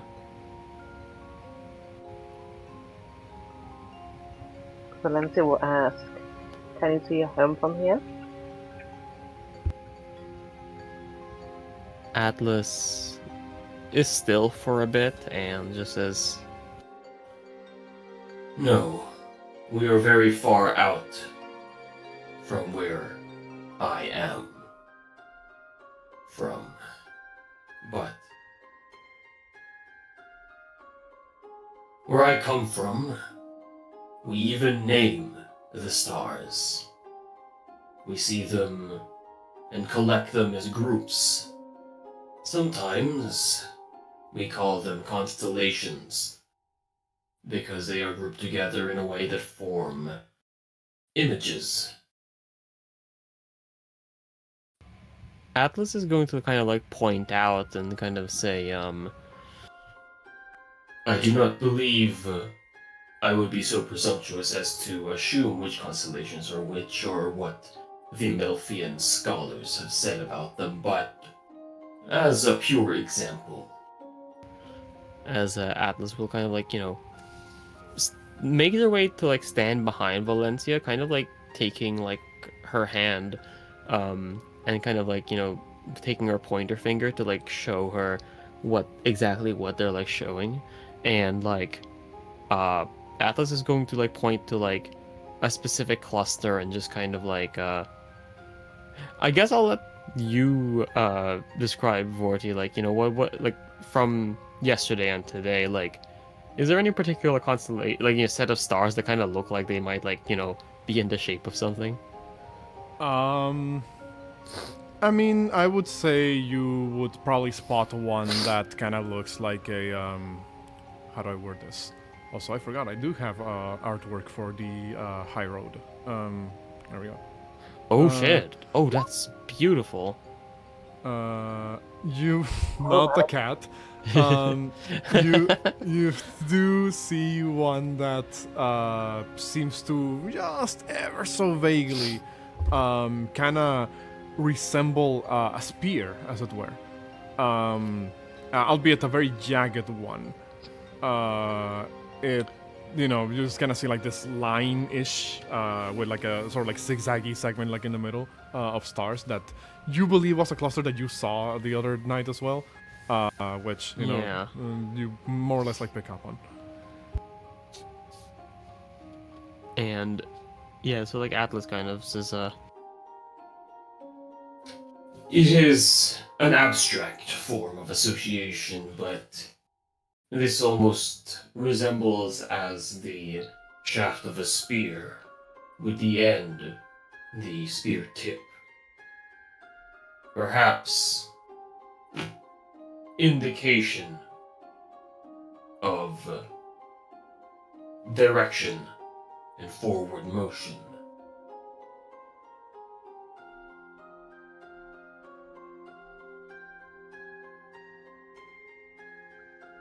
Valencia would just nod along as she's just listening to AR.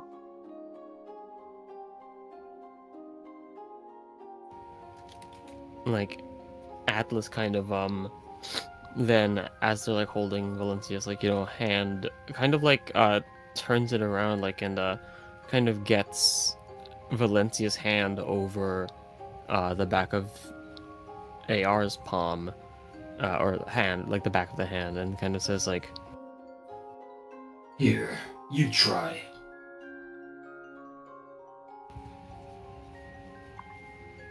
Gay. True. Valencia I'm would sorry, I had to do it.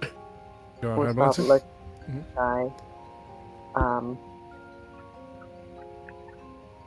She's gonna try to find like the fanciest constellation there is in the sky.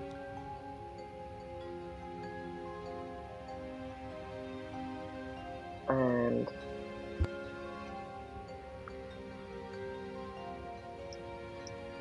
I guess she'll try to like think of something grand, like a castle, a dragon, or something like that.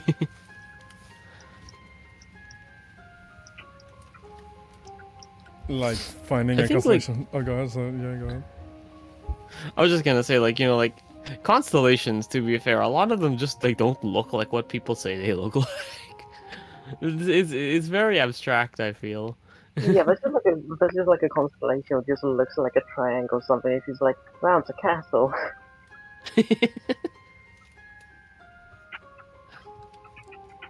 Atlas kind of, like, nods and says, Good. I wonder if this will enhance your viewing of the stars, the way it has mine. But I suppose that is the information that I wish to ask of you. It was merely a curiosity, but perhaps if we ever cross into the borders of Melfia, we might be able to find some scholars that can serve to help me track my way home, even from the lowest vantage point of the ground here. After all, stars are incredibly important tools for navigation, though I'm not sure if your society has used it for that sort of utility. Even if society has, I imagine Valencia wouldn't know too much about that, so she's learning. Yeah, like when if Valencia, like, like looks, just kind of like a little bit like curious, like, Atlas will kind of say. Perhaps, at some point, I may teach you the ways of starfaring. But for now, I believe we do have quite a bit ahead of us to be taking too many detours.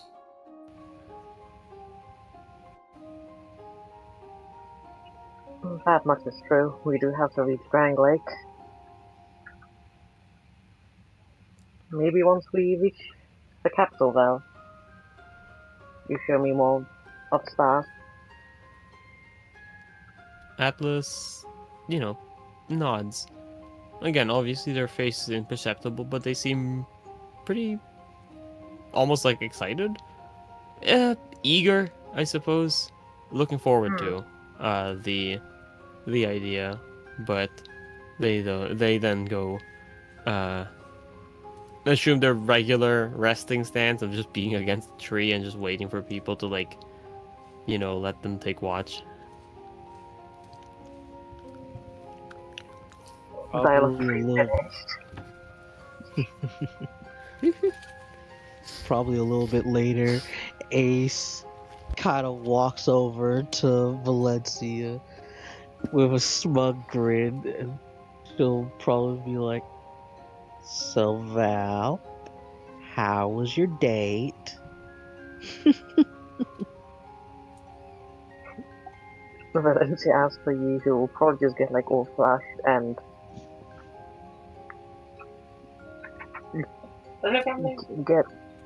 she'll probably get try to find a quiet spot to chat with Ace, away from everyone.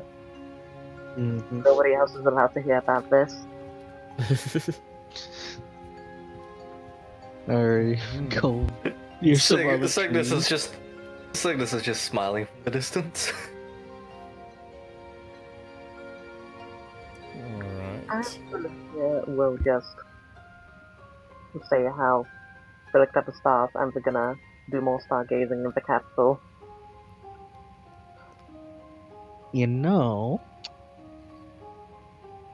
Pretty romantic if you climb somewhat of the tallest building you can find and looking up at the stars. You didn't hear it from me, of course. Out of character, I imagine that'll be the top of the capital, and if Valencia tries to climb that, you'll probably get arrested. Hey, Yes. Ace is throwing something out there for Valencia. Ayo. You do know, I've described this before, but I'll describe it again. You do know that Drangleic Castle is located on a slightly more elevated piece of ground than everything else in the city. So it is by default the tallest building in the city.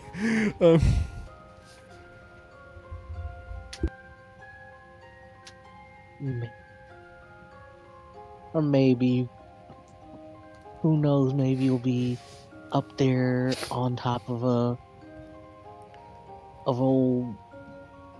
building. You're looking at the stars. You look into your eyes and you smooch his helmet.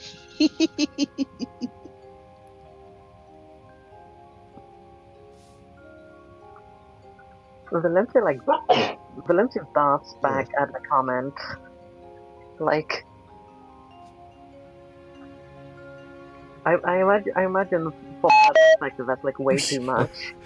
Sorry, you, What was that? yeah, a little sound came in while you were talking, so you got cut off. Headphones dying again. Okay, essentially Valencia would just say, like, dart back and say something along the lines of, like, how crude. I mean, way y'all are holding hands. I bet you 3 gold that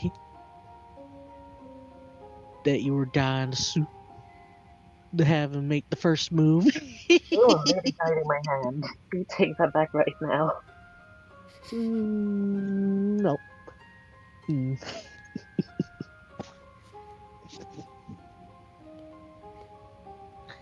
Eh. Like I said, I'm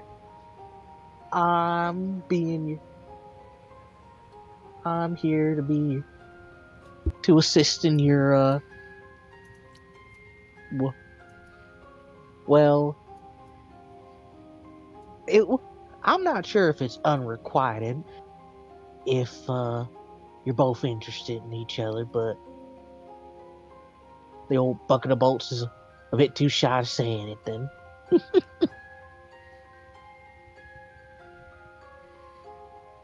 I mean, the chivalry, the secrecy, that's a part of it. It's dumb, that's what it is. Just say it. Like, You can't just say it. you literally can. Like, ain't no point beating around the bush. What, are you scared? I'm not scared, it's What? just... You can't do that. It's not proper. Look, the worst thing you could say is no. There's nothing to it.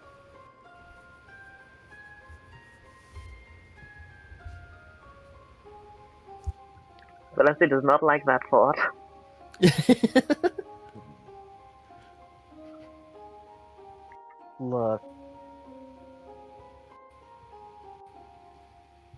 Look, I get you. I get you're all into slow burn, dime novel romances. Will they, won't they, or what have you. But one of y'all's gotta say something, and that brick wall's will probably take 1,000 years to say something. Well, Just that's puff okay, out your but they will chest. wait 1,000 years. Oh, brother. Just puff up your chest and say it like, Atlas, I have feelings for thee. Simple as that.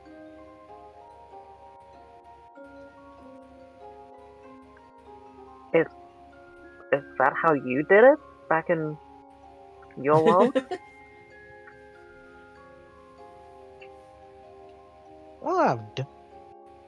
Well, I've had some folk. I've had some callers. I declined a few, accepted some. Some relationships didn't ran their course.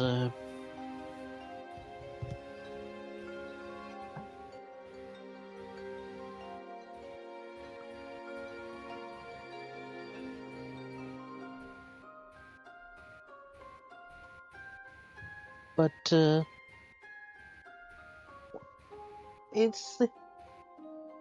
it doesn't have to be all complicated.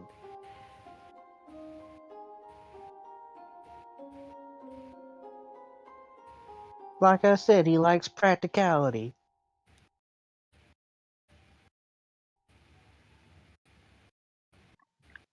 Valencia thinks about it for a couple moments and eventually just says, "Fine, give me a couple months." Uh,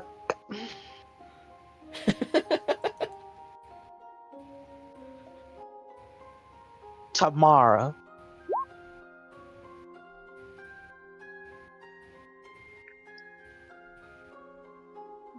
Valencia hears tomorrow and just no.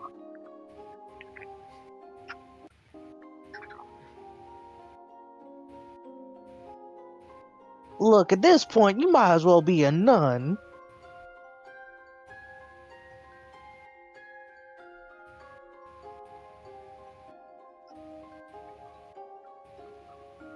Either, look, alright, how's this? 3 days. 1 week. 5 days. Why the fuck are we haggling? You know, it would be even funnier if, like, each time Ace said something, Valencia went for a higher number. Ace is literally like trying to cheer on her girl. Like, nah, you gonna say something, or I'm sending those love letters. Either you fess up. If you say something within the week, if I don't hear back from you, I'm sending love letters.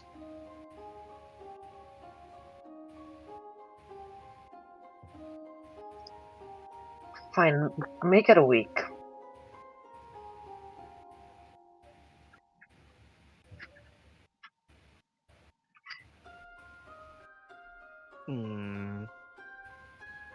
Well, if I don't hear, well, I'll be counting from tomorrow then.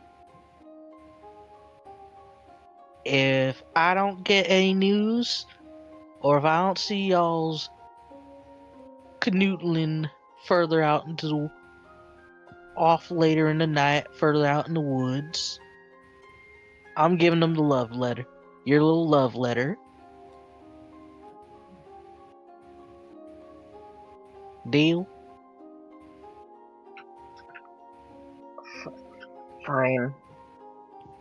Ace kind of holds out her hand, like, you already know how it is. I imagine she was about to like spit on it and then just like stop herself, like, oh, I don't know, I'm not gonna ruin that one. Yeah, basically. Okay. Valencia was half expecting them to spit, honestly. Kinda surprised they have the courtesy not to. She accepts a handshake. Yes, they're learning. All right.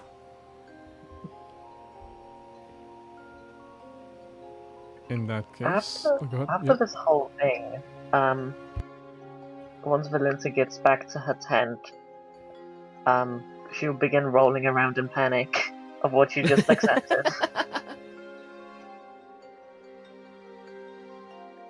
It was a spur of a moment thing that she will regret.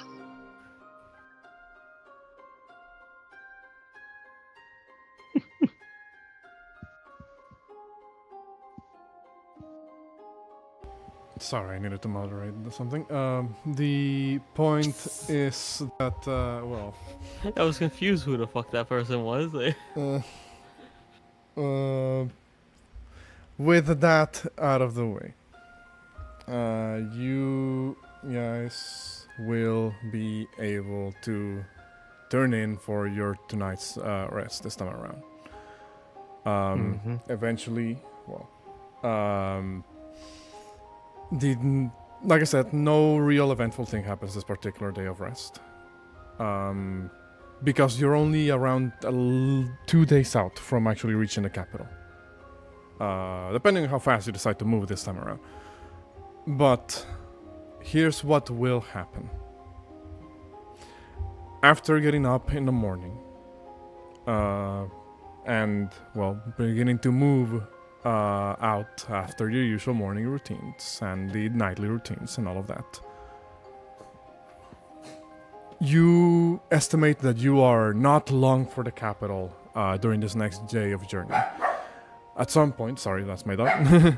At some point, you begin to hear or to notice that the terrain has been changing as you are moving. You are no longer within like this more sort of like wooded area, around here.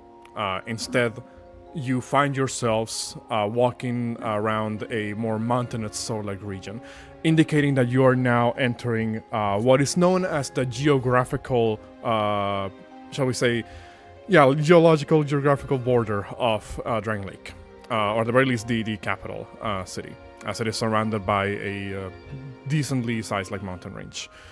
The road winds a little bit as you go up and down particular inclines, eventually reaching further down the territory where the Great Aqueduct connects with the actual, main city.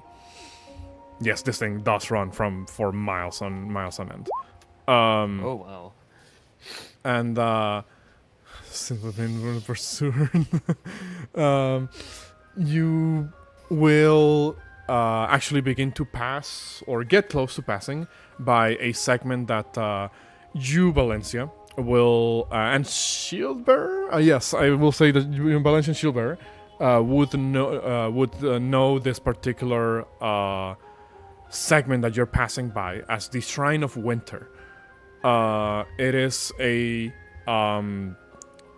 sort of like cultural site, shall we say, that was erected years ago when friendly relationships, as a bit of a symbolic sort of like monument, to indicate friendly relationships between the kingdom of Elium Lois and Drangleic. It resembles a large stone gazebo that is perched out on top of a particularly like tall like hill, and is decorated and designed after the architecture of Elium Lois itself. It serves as a bit of a landmark for... serves a bit of a landmark for the travelers who may be coming to and from Drangleic. We've got wild mutts in the countryside. Sorry about that. And you will see that the road that you're taking doesn't take you directly to the Shrine of Winter, because it's, like I said, it's perched up on like a bit of a hill off to the side. What you do end up taking, the road that you end up taking, takes you to a segment that now I get to use the description that I was using that I thought I needed for Vangurrad's encounter. You see a large bridge up ahead that goes over a sort of a small river that in itself comes from one of these slightly taller like mountains that surround the immediate border of Drangleic. You know that beyond this, you are a little bit under less than a day of travel after crossing this bridge to get to the capital. At the very least, those of you who are from around here. Pushing the ship, exactly. And you will see that there is movement up ahead. You hear a voice call out to you from the other side of the bridge. As you see this group of men dressed in brightly red-colored like armor at first glance, who call out to you from the other side of the bridge and basically say, "Hail there! I'm afraid you are still just a little bit shy of reaching the capital from here. We are legally obligated to tell you that you're passing by a official checkpoint made by Drangleic's royal army. We are, I'm afraid that we cannot allow you to pass unless you pay the toll." Can Ace make an insight check to see if this is like a for real toll or like the stick up dudes making the toll? Because she's had to deal with like a quote unquote Signis is guard. bardic inspirationing Ace. Does Valencia even need to make a check to know what the fuck is going on here? Is what I'm like wondering. I won't ask Valencia to make an insight. I will ask Valencia to make a perception. Because right away, no. Valencia, you will know, at the very least as far as your knowledge goes, there wasn't supposed to be any form of like toll takers around this part of Drangleic. But with a perception check, I'll tell you something else. And for you, Ace, I'm using my inspiration. yeah, it's a little bit fishy. It's a little bit fishy. You're not sure. Plus, My God. dang. Plus the bardic. Was it a D6? It's a D6. Yeah. Yes, I don't believe he's high enough level of bard. That's a 7. 7. Something feels fishy, but Ace is like, okay. Like, she don't know, Maybe different customs. but she's different customs, but still a little bit skeptical. Signis, were you also going to roll insight? I think I will. Like these guys are too fucking sketchy. 17.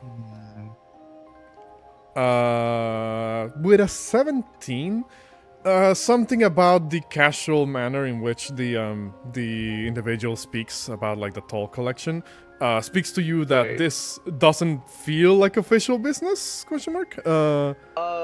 You. Yeah, he has a way too Cygnus is casual going tone of voice. to- Go ahead. Cygnus is going to quickly inspect, like, from what he can see, like, their armor, like, the quality of the armor, any insignias, any, like, whatever, just to make sure that these are actually Knights of Drangleic. Well, that's Because that's this is the guy who's Valencia's. been running Yes, from I them. I will say that that's where I was going to go with the perception check that I asked Valencia to do. So Valencia, with that perception check, well, like I said, right away you would know there's something off. Like there, you don't remember or recall any form of like toll takers around these parts. With a perception check, you realize while their armor is red, these are not royal soldiers of Drangleic. I will move you guys to this next map.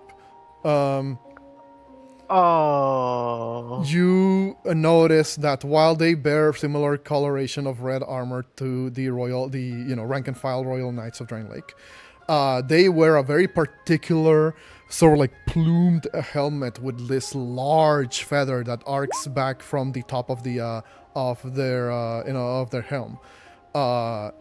You also notice that their armor is asymmetrical.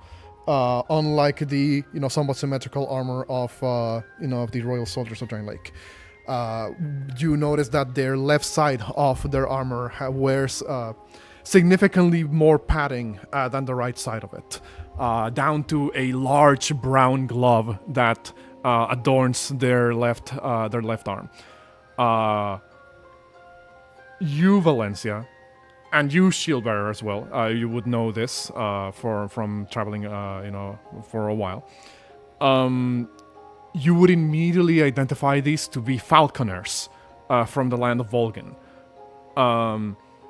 They are a mercenary company that hails from the land of Volgan, who is not a rare sight to see them in Drangleic because they are mercenaries. They go everywhere. But they are famous because they fight alongside a number, their own falcon companions. They are basically beastmasters, as it were, that specialize in fighting alongside, flying birds of prey. And Valencia, well, actually, I will stop the description right there because that's as far as that those checks would allow me to go. So. Yeah, Cygnus is gonna mosey up to Valencia and say, I don't trust them. Do you want me to prepare a spell? Valencia will just utter to everyone, just be on standby. There should be a checkpoint here.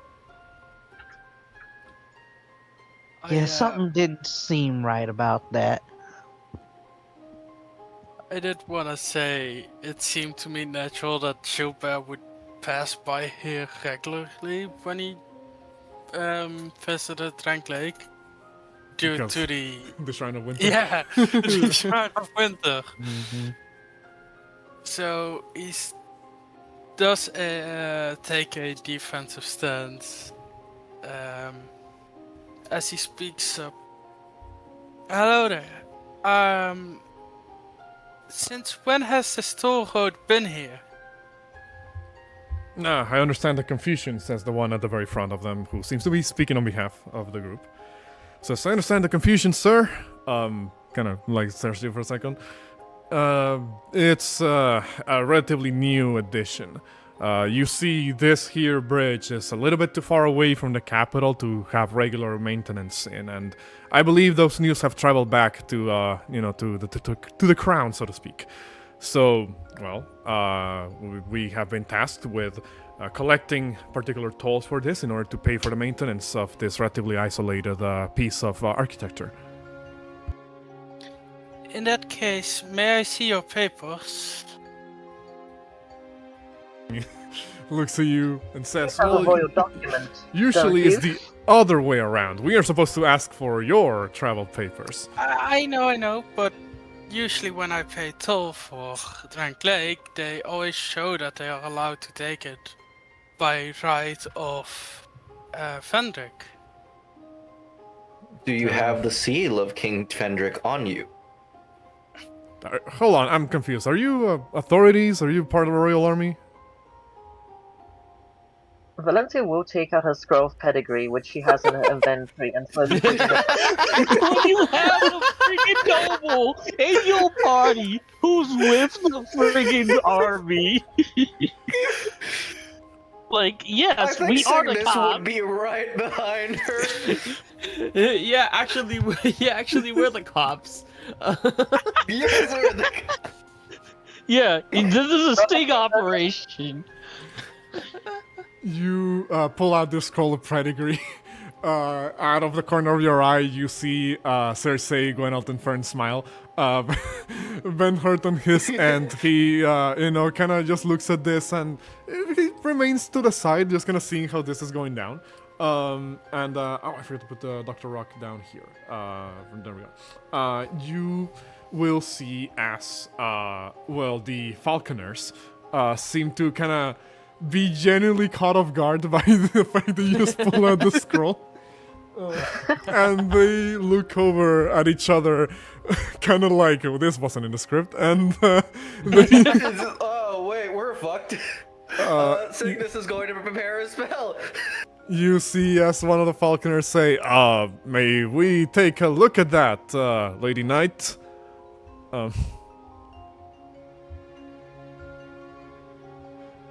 The one of the Falconers kind of like approaches slowly to Valencia. And he... I think we can see it from right there, partner. Well, actually, he will stop like a couple of feet before AR, because he just looks at AR real quick. AR is just staring at them like Jesus, just boring into their fucking skull.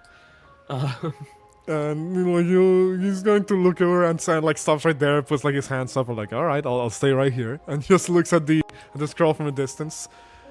And he says, in like a significantly shifted tone of voice, and no longer like this very like casual like tone they were using. Instead, just goes, "That does seem very official, and my stream just died. Hold on." Hold on. The guys behind them are his chap. Yeah, basically. Hold on, I will do something here. Oh, Roltony logged me out of the thing. Haha. Technical issues, y'all. Give me a second. Oh my god. Give me a second. I'll put us on the Be Right Back page. I forgot my thing is very much not working at the moment. Actually, I will quickly be right back. Yes. Hold on. pulls out a scroll and casts Power Word Crash. Yeah, power word crash on the stream. I apologize for the technical issues there, y'all. Hold on. I'm fixing this as we speak. Pay no attention to the man behind the curtain. Pay no attention to the man behind the curtain. There was no war in Ba Sing Se. But while I fix this real quick, we're gonna have to do without the visuals for a time being while I fix this on the side. Because yes, I cannot change the stream at the moment because of my OBS or Streamlabs rather is Oh my god, messed yeah. up. Well, here's what we're going to do here, because of the fact that I'm dealing with a bunch of technical issues. We're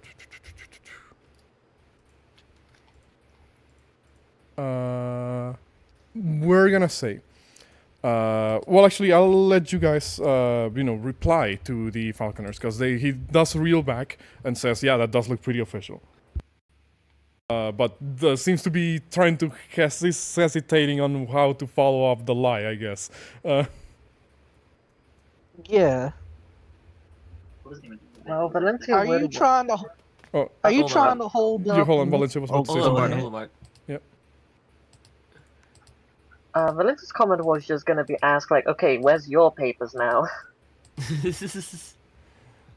You see as the Falconer kind of like thinks for a second, and you see as one of the other ones runs up to the Falconer, to the, basically like goes right up to his ear, and just kind of says something like, well, actually just whisper something to him that you can't really hear unless you actively make me a perception check.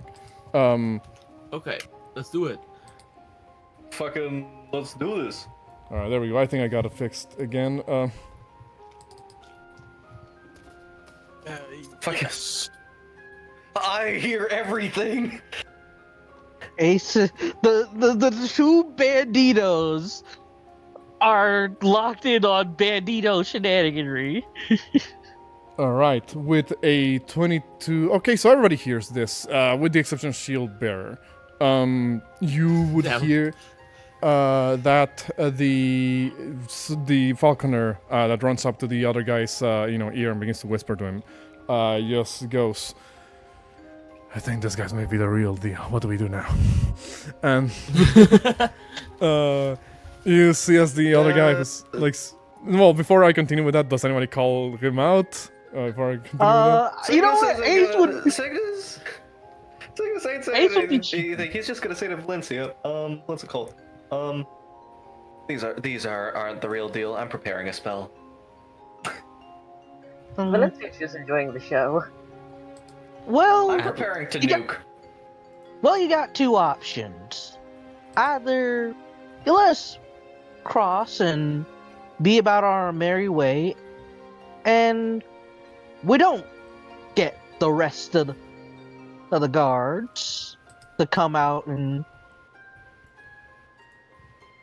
haul you off for then trying Atlas- to. Or Or we do this the easy way. As Atlas like cracks their knuckles. Oh God! You The see... easy way for.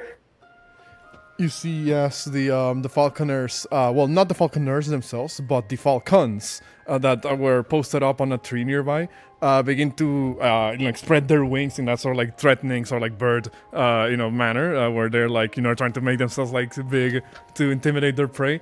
You see as the Falconers kind of like look back at the Falcons, and for a second, it almost looks like there's like a standoff, basically. Like, you see as they begin to just kind of like eye you guys up and down, narrow their eyes like a little bit, and eventually one of them... I need everybody to make me a collective intimidation check. Let's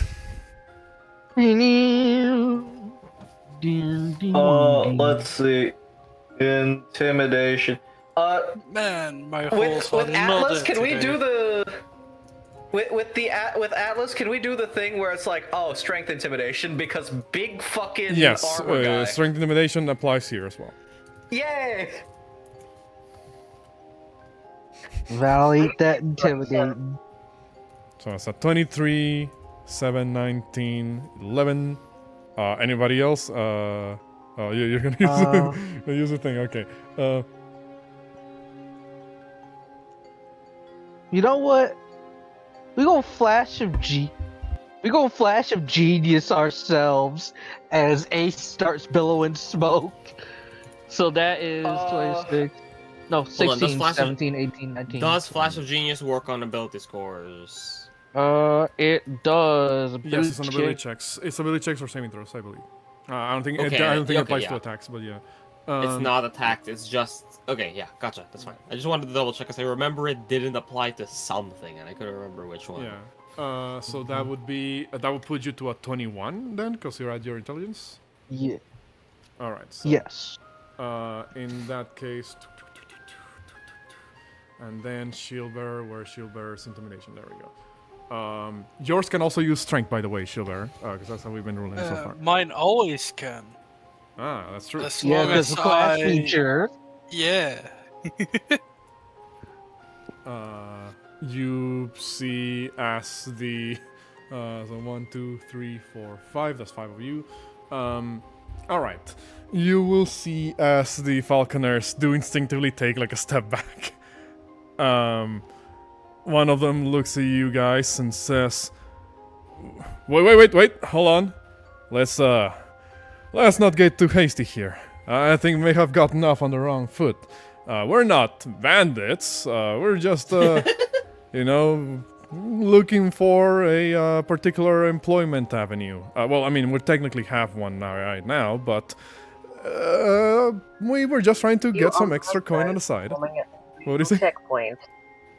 Valencia would just say how it is. You are mercenaries performing an illegal checkpoint. I mean, not illegal. We are doing a job, believe it or not. Just, you know, not one for the local kingdom. Go on. At this point, one of the other falconers kind of like looks at the other guy and is like, "Dude." Well, they doesn't actually say "dude." They would just be like, "Man, are we sure about this?" And you see as the other guy kind of just gives him like the wave of like, "Hold on, I got this," and continues speaking and says, "Well, out of curiosity, you wouldn't happen to have," as he kind of begins to try to look past some of you guys, like the horse, I guess, at the very least, because they blocked the view. He looks past you guys and says, you wouldn't happen to have amongst your entourage a knight with dull gray armor and a red scarf?"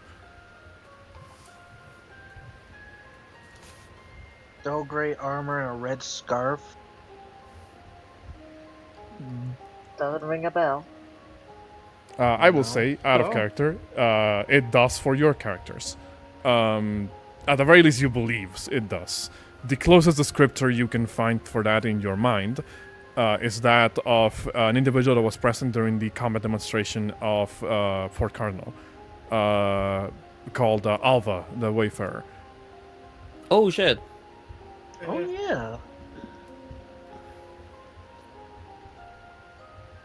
Any particular reason? Alva was cool. Alva was cool. And the falconer says, well, is he amongst your crew or not? No. No. Well, then I guess that means that we have no quarry with you. Just to put cards on the table, we were hired by an interested party to, well, just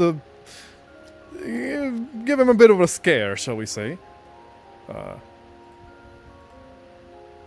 You're gonna jump off. So you're gonna bushwhack him on the road. Whoa! Nobody said anything about just. Wait, what is bushwhacking? Also, is your hair on fire? My hair won't be the only thing on fire. My hair won't be the only thing on fire if you keep testing us. Oh, hold on. I wasn't aware that there was a gifted pyromancer amongst us. He will kind of look over at the rest of his allies and then looks back at you guys and says, "Well, no. The job that we had was basically just to slow him down, hopefully through non-violent means. Well, since he's not amongst you, I guess that means we have no reason to stop you guys." Can I use insight to see if this guy's bullshitting? Sure. Also, what do you want to say, Schubert? Schubert would say, that still doesn't solve the illegal tollway you made here. I mean, you can't blame a man for wanting to put bread on the table, right?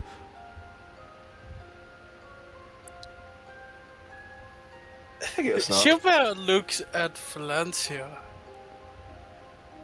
Valencia will just reply like, "Yes, I can."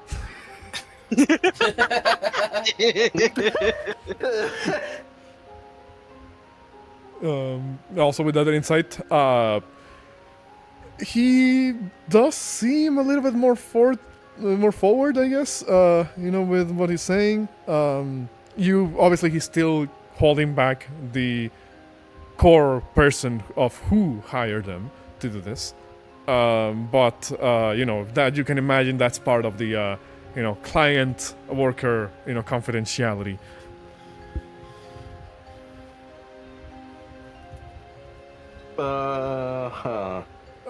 Look, this was just a huge misunderstanding. I think it's better if we all just go our own way here. He kind of pats the other guy on the shoulder, the one that came to whisper something to his ear, and they both just kind of move out of the way. Okay. Valencia this will is... continue. Go. Well, I think you were about to say something first there, Valencia. Go ahead. To what the dude just said, Valencia will just reply starting with you, I do not want you at this bridge. Well, then how are we supposed to stop the guy when he comes here? You don't. By not setting up a toll booth within Drangleic territory, that's how. They look over at you, look over at the rest of you guys, kind of giving y'all a look of like, she's not serious, right? Oh, she's serious. Atlas will kind of say, like, You are indeed dealing with a knight who is, if anything, loyal to the monarch of Drangleic.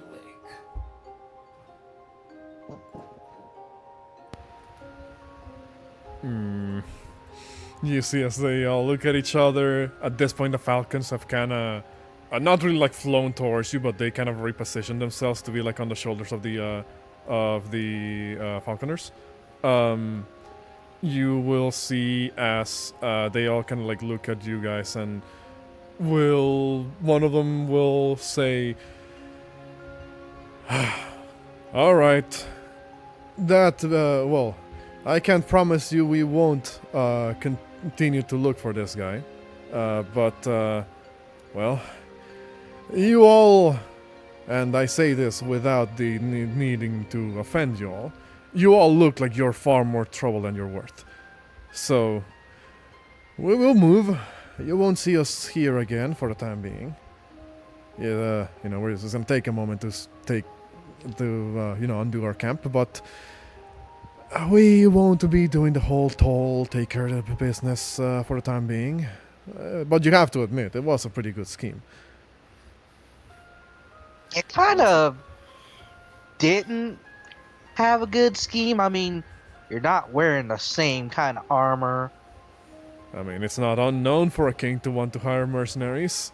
Valencia, you would know that King Ben doesn't hire mercenaries. You don't have paperwork. He looks over and says, Overall, I mean, very shoddy workmanship. we thought we didn't need to show it to anybody who wasn't an authority. Clearly, we were wrong about that.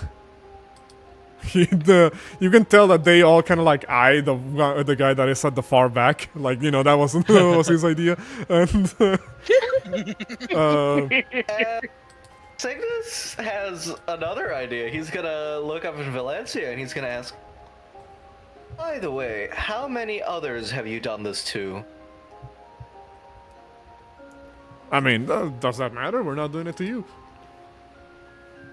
Well, yes. After all, Money taken well, from Drangleic citizenry should be returned to Drangleic citizenry. exactly. Yes, please, is it really necessary? We already agreed that we're not gonna do this anymore.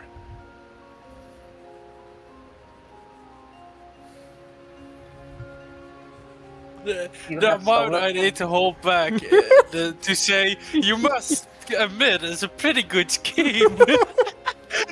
I mean, your the idea wasn't bad. Your execution was could have used some work. At this point, I don't need y'all to roll me another intimidation. They got the message. You see as one of them kind of like gives a quick whistle to one of their falcons, and points at one of the wagons they have like parked to the side of the road. And you see with a very big, swift efficiency, the falcon, almost as if it understood exactly what he wanted to tell without any form of communication.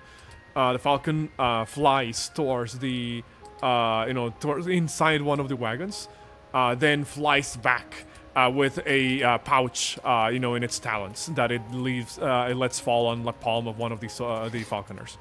And the falconer just kind of, grabs the pouch, opens it, and begins to shuffle through like the coinage inside. And he, after counting them up, he just kind of tosses the roll to shut mouth, basically. He just kind of tosses the pouch like to you, Atlas, because you're the one closest. And you see there's roughly... Also, Atlas probably does. Atlas probably does just look like, the Lady Knight's fucking, like, trusty bodyguard golem. So they probably think, oh yeah, that's the person who handles it, right? Yeah.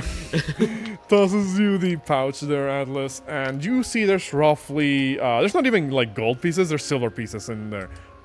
You see that there's roughly, like, around 100 or 150, like, silver pieces there. They got like 15 gold out of this shenaniganry.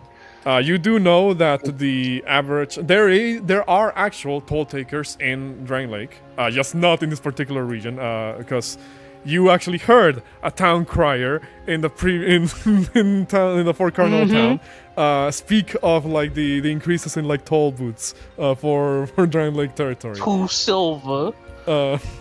So either they got a lot of people, or they just upcharged the fuck out of a couple of people. So... You know what? Ace kind of feels bad for these guys because they had a neat little scheme, but they just got hustled by the wrong dudes. Fortunately, Signis is just kind of... Signis is also a hustler. So you were gonna say something there, Valencia, sorry? After the money gets thrown to AR, Valencia will just like admit like, yeah, it was a pretty good idea. You should try it in Alchem.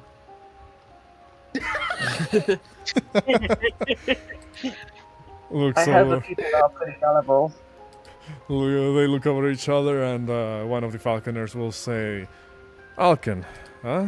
Well, we'll see about that. For now, we still have a job to do. But you're not part of that job, so you don't need to worry about that." Ace kind of rides up ahead and goes up to the dude who was like the leader. She hands him like 8 gold, like for you. Y'all can split for at least for being cordial. Here's for being cordial and maybe working on your material. And she hands him 8 gold. Thanks, I guess. He says as he kind of pockets the gold. And with that, the falconers will not get in your way. Ben-Hur just kind of passes them by, and he goes, Valiant effort there, lads, but I'm afraid you just ran into the wrong crowd. Alchemist number 1 hater.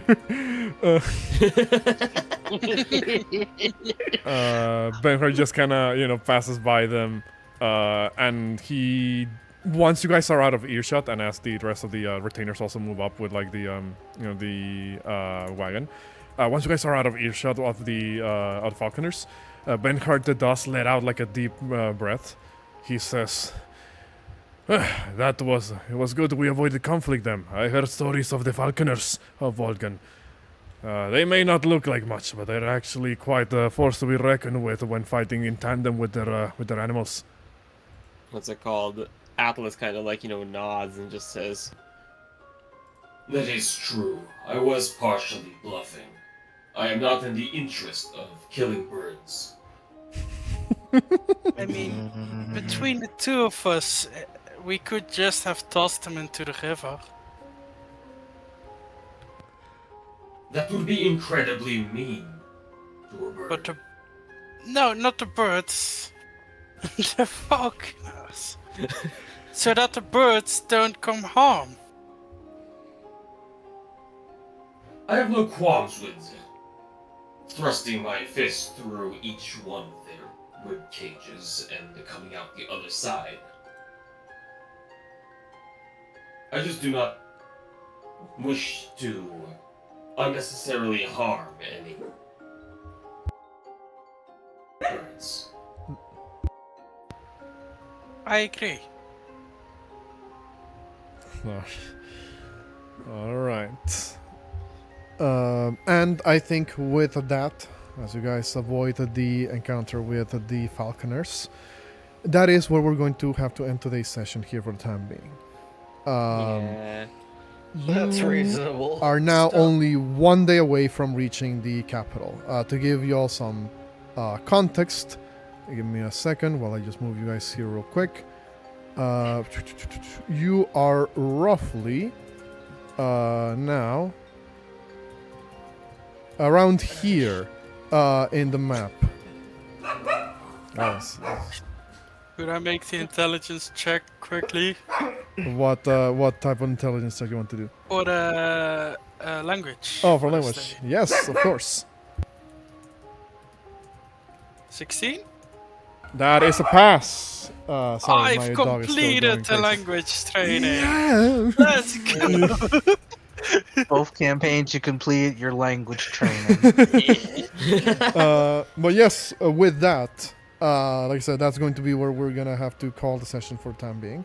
Before we leave, though, I appreciate everybody who scammed the enemy country. Exactly.